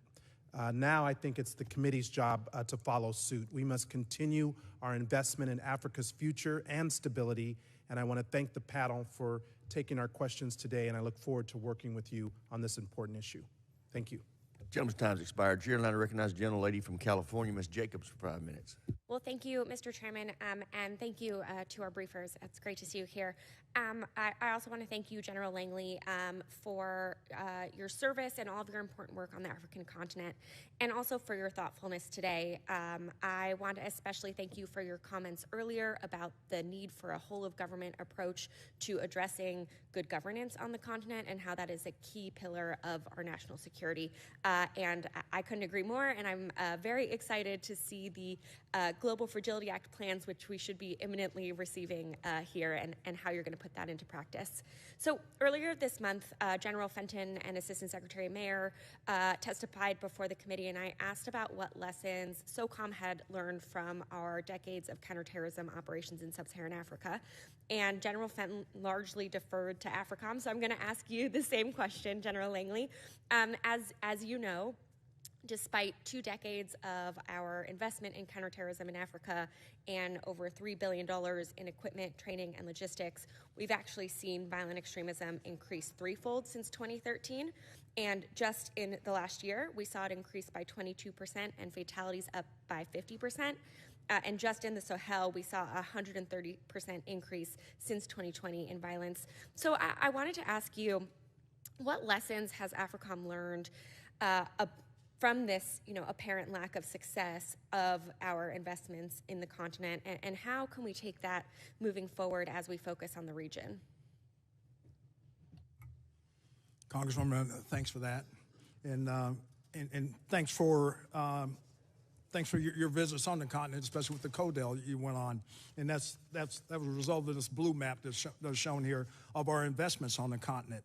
But getting back to your question.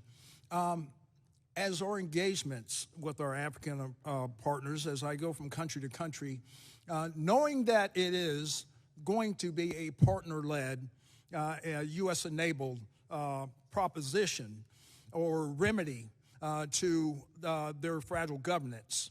And when they look at their immediate threat, and as you just said, that a number is really starting to metastasize across from the Lake Chad region. Violent extremist organizations are starting to encroach upon the Gulf of Guinea states. So given that, what my discussions with them is, I asked the question, that's part of my campaign of learning, what is the solution? What is the panacea? And they said responsible governance. Responsible governance is the enduring solution to violent extremist organizations.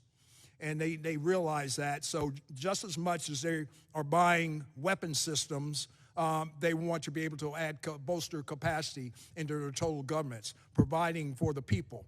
And, as we look at Sheikh Mohammed, President Sheikh Mohammed in Somalia, what story is not really told is how he's turning a lot of the al-Shabaab to laying down the weapons and repatriating them into the Somali government. Those are the good news stories that are not told enough.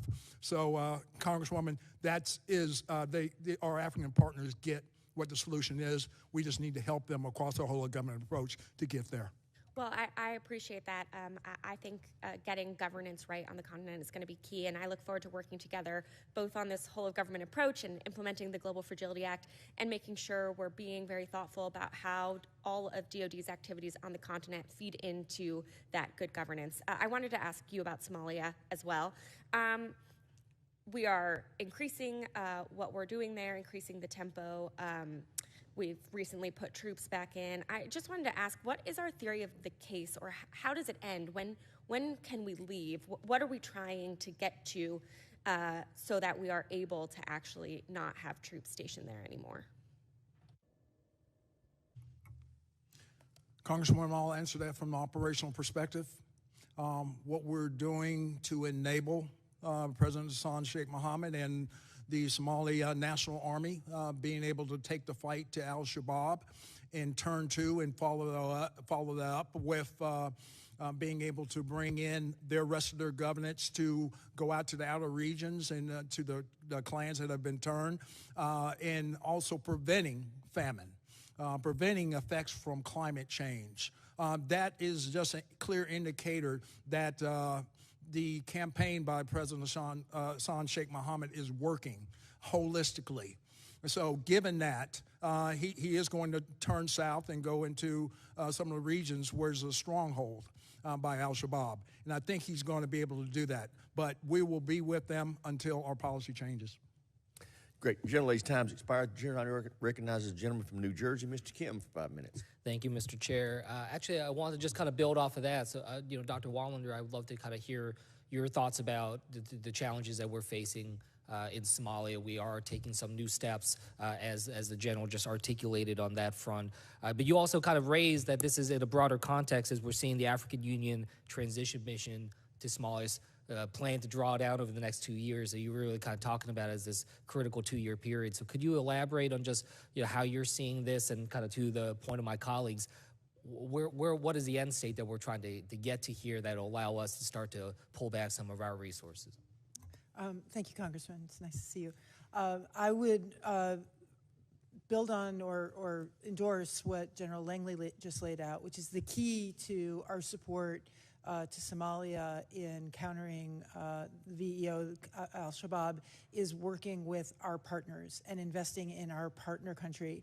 There's current operations, but there's actually been a period of time of training and equipping and working with the Somali Armed Forces, not only through AFRICOM, but also through State Department authorities in developing the Danab Brigade. So it's a great example of all of government, whole of government work to build a security force and to enable a security force that is trained in American standards, that has trust, and good relationships with AFRICOM and leaders in AFRICOM. And we're seeing the material benefits of that because we're seeing an increasingly effective force that also is working constructively with other regional partners in Africa in African-led operations that are enabled by U.S. presence in AFRICOM's assets. But it really is a great example of an implementation of the approach that was laid out in the National Defense Strategy. Well, I appreciate that context. Thank you. General Kurilla, I wanted to just turn to you. Some of my colleagues have asked you about ISIS Khorasan. I've heard some of your comments on that front. Again, we can talk about this in a skiff at a higher classification as well, but just to kind of situate for the American people what we're talking about here, what is the current that we can talk about in this forum right now about how many fighters they have, what their general health is right now? Congressman, thank you. So the current strength of ISIS at the unclassified level is about 2,000 to 2,500 in Afghanistan, and that's ISIS Khorasan. When we say that, that is specifically for Afghanistan. But we do see the threat really coming from the al-Siddiqui office. That's the region that sits above it, but they're based out of Afghanistan as well. And it's not so much the fighters that it is their ability to plan and enable operations from there. Mm-hmm. We do know the Taliban and the ISIS Khorasan are fighting, but the Taliban is more of a blunt force to go after them and doesn't have the intelligence and the precision to get after the real threats that we are seeing. So there is, that was something I wanted to kind of pull on because you did talk about in your testimony as well that ISIS Khorasan and the Taliban, there continues to be challenges there, but what you're saying is that the Taliban is not able to kind of produce kind of precise enough pressure upon ISIS Khorasan such that some of the foreign threats are the ones that can be mitigated. Is that just correct? To be clear, ISIS Khorasan and the Taliban hate each other and they are fighting and killing each other. But the Taliban doesn't have the precision to go after the individuals. They will do large sweeping clearance operations. It can be disruptive to a point, but they're not doing the precision targeting of individuals. What is the current, again, in this setting, kind of connection or relationship between ISIS Khorasan and sort of the core ISIS that we've engaged with in Iraq and Syria? So the core ISIS that's in Syria, they are in charge of the global enterprise. And the general director of provinces, he was killed about 2 weeks ago. He is the one that would provide guidance for external operations. ISIS Khorasan falls underneath the al-Siddiqui office, which basically runs from the stands all the way down to Indonesia. Mike has the al-Qarar office. There's the Bilal al-Rafadan office, which is in Iraq and Iran. So they basically have this global enterprise. And what we see right now, the most prolific is coming out of the al-Siddiqui office. And in closed session, I'll give a very specific example of how we've disrupted a couple of threat streams, and not all threat streams are kinetic in terms of our disruption. Yeah, thank you. And my time's going to run out here, but I'd love to be able to follow up with you, General, and Dr. Wallander as well, just about what we can be doing to sort of increase cybersecurity efforts with our partners, and that's certainly something General Langley as well we can engage in. But it feels like a place where we can really engage. I'm hearing a lot from these partner nations throughout the Middle East and North Africa and elsewhere, so let's make sure we're engaging on that. We're doing a lot with that, Congressman. Look forward to talking about that. Thank you. Great. Thank the gentleman. Thank all of our witnesses. We will now adjourn this. Oh, do you need to? You want to ask him a question? Go ahead, gentleman from Georgia is recognized. I know you've been waiting for this one moment, General Langley. I heard the testimony that you gave to Representative Gates, and I want to kind of give you a second go at this, just because I know you made 4 stars for a reason in the Marine Corps. That's not an easy thing to do, and AFRICOM is a very challenging environment. I know our intent is never to create bad guys who are in leadership positions, and yet it has happened several times in our history. It's happened famously in Somalia. And you and I have suffered the consequences from that in our careers and the enemies that we've combated with. My plea to you, and then I'll give you your ability to respond, is that we revise our position on how we train and what kind of accountability we have, because it is obvious to me that we have created some situations, especially in Africa, where we've gone against people we've literally trained. And so I do want you to kind of maybe just give us an insight on how you think you can approach this with the collaboration of Congress and the President and everybody else who's in our chain of command to mitigate that for the future? Congressman, thanks for the opportunity. So just going forward, as we look at our IMET program holistically, we probably need to add more capacity to it, because that's the last thing we want to do or want to see is some episodic event, such as a coup by someone that we formerly had trained in the past. So just broadening on that and focusing in broadening the curriculum that focuses on civilian-led militaries. Within that, we had that discussion over at National University amongst our partners at the Africa Leaders Summit, and where it was led by the Secretary of the Army and also representation from Senegal, General Sisi and myself, and where we pounded the table on this is a must. There was over 43 countries in attendance to that.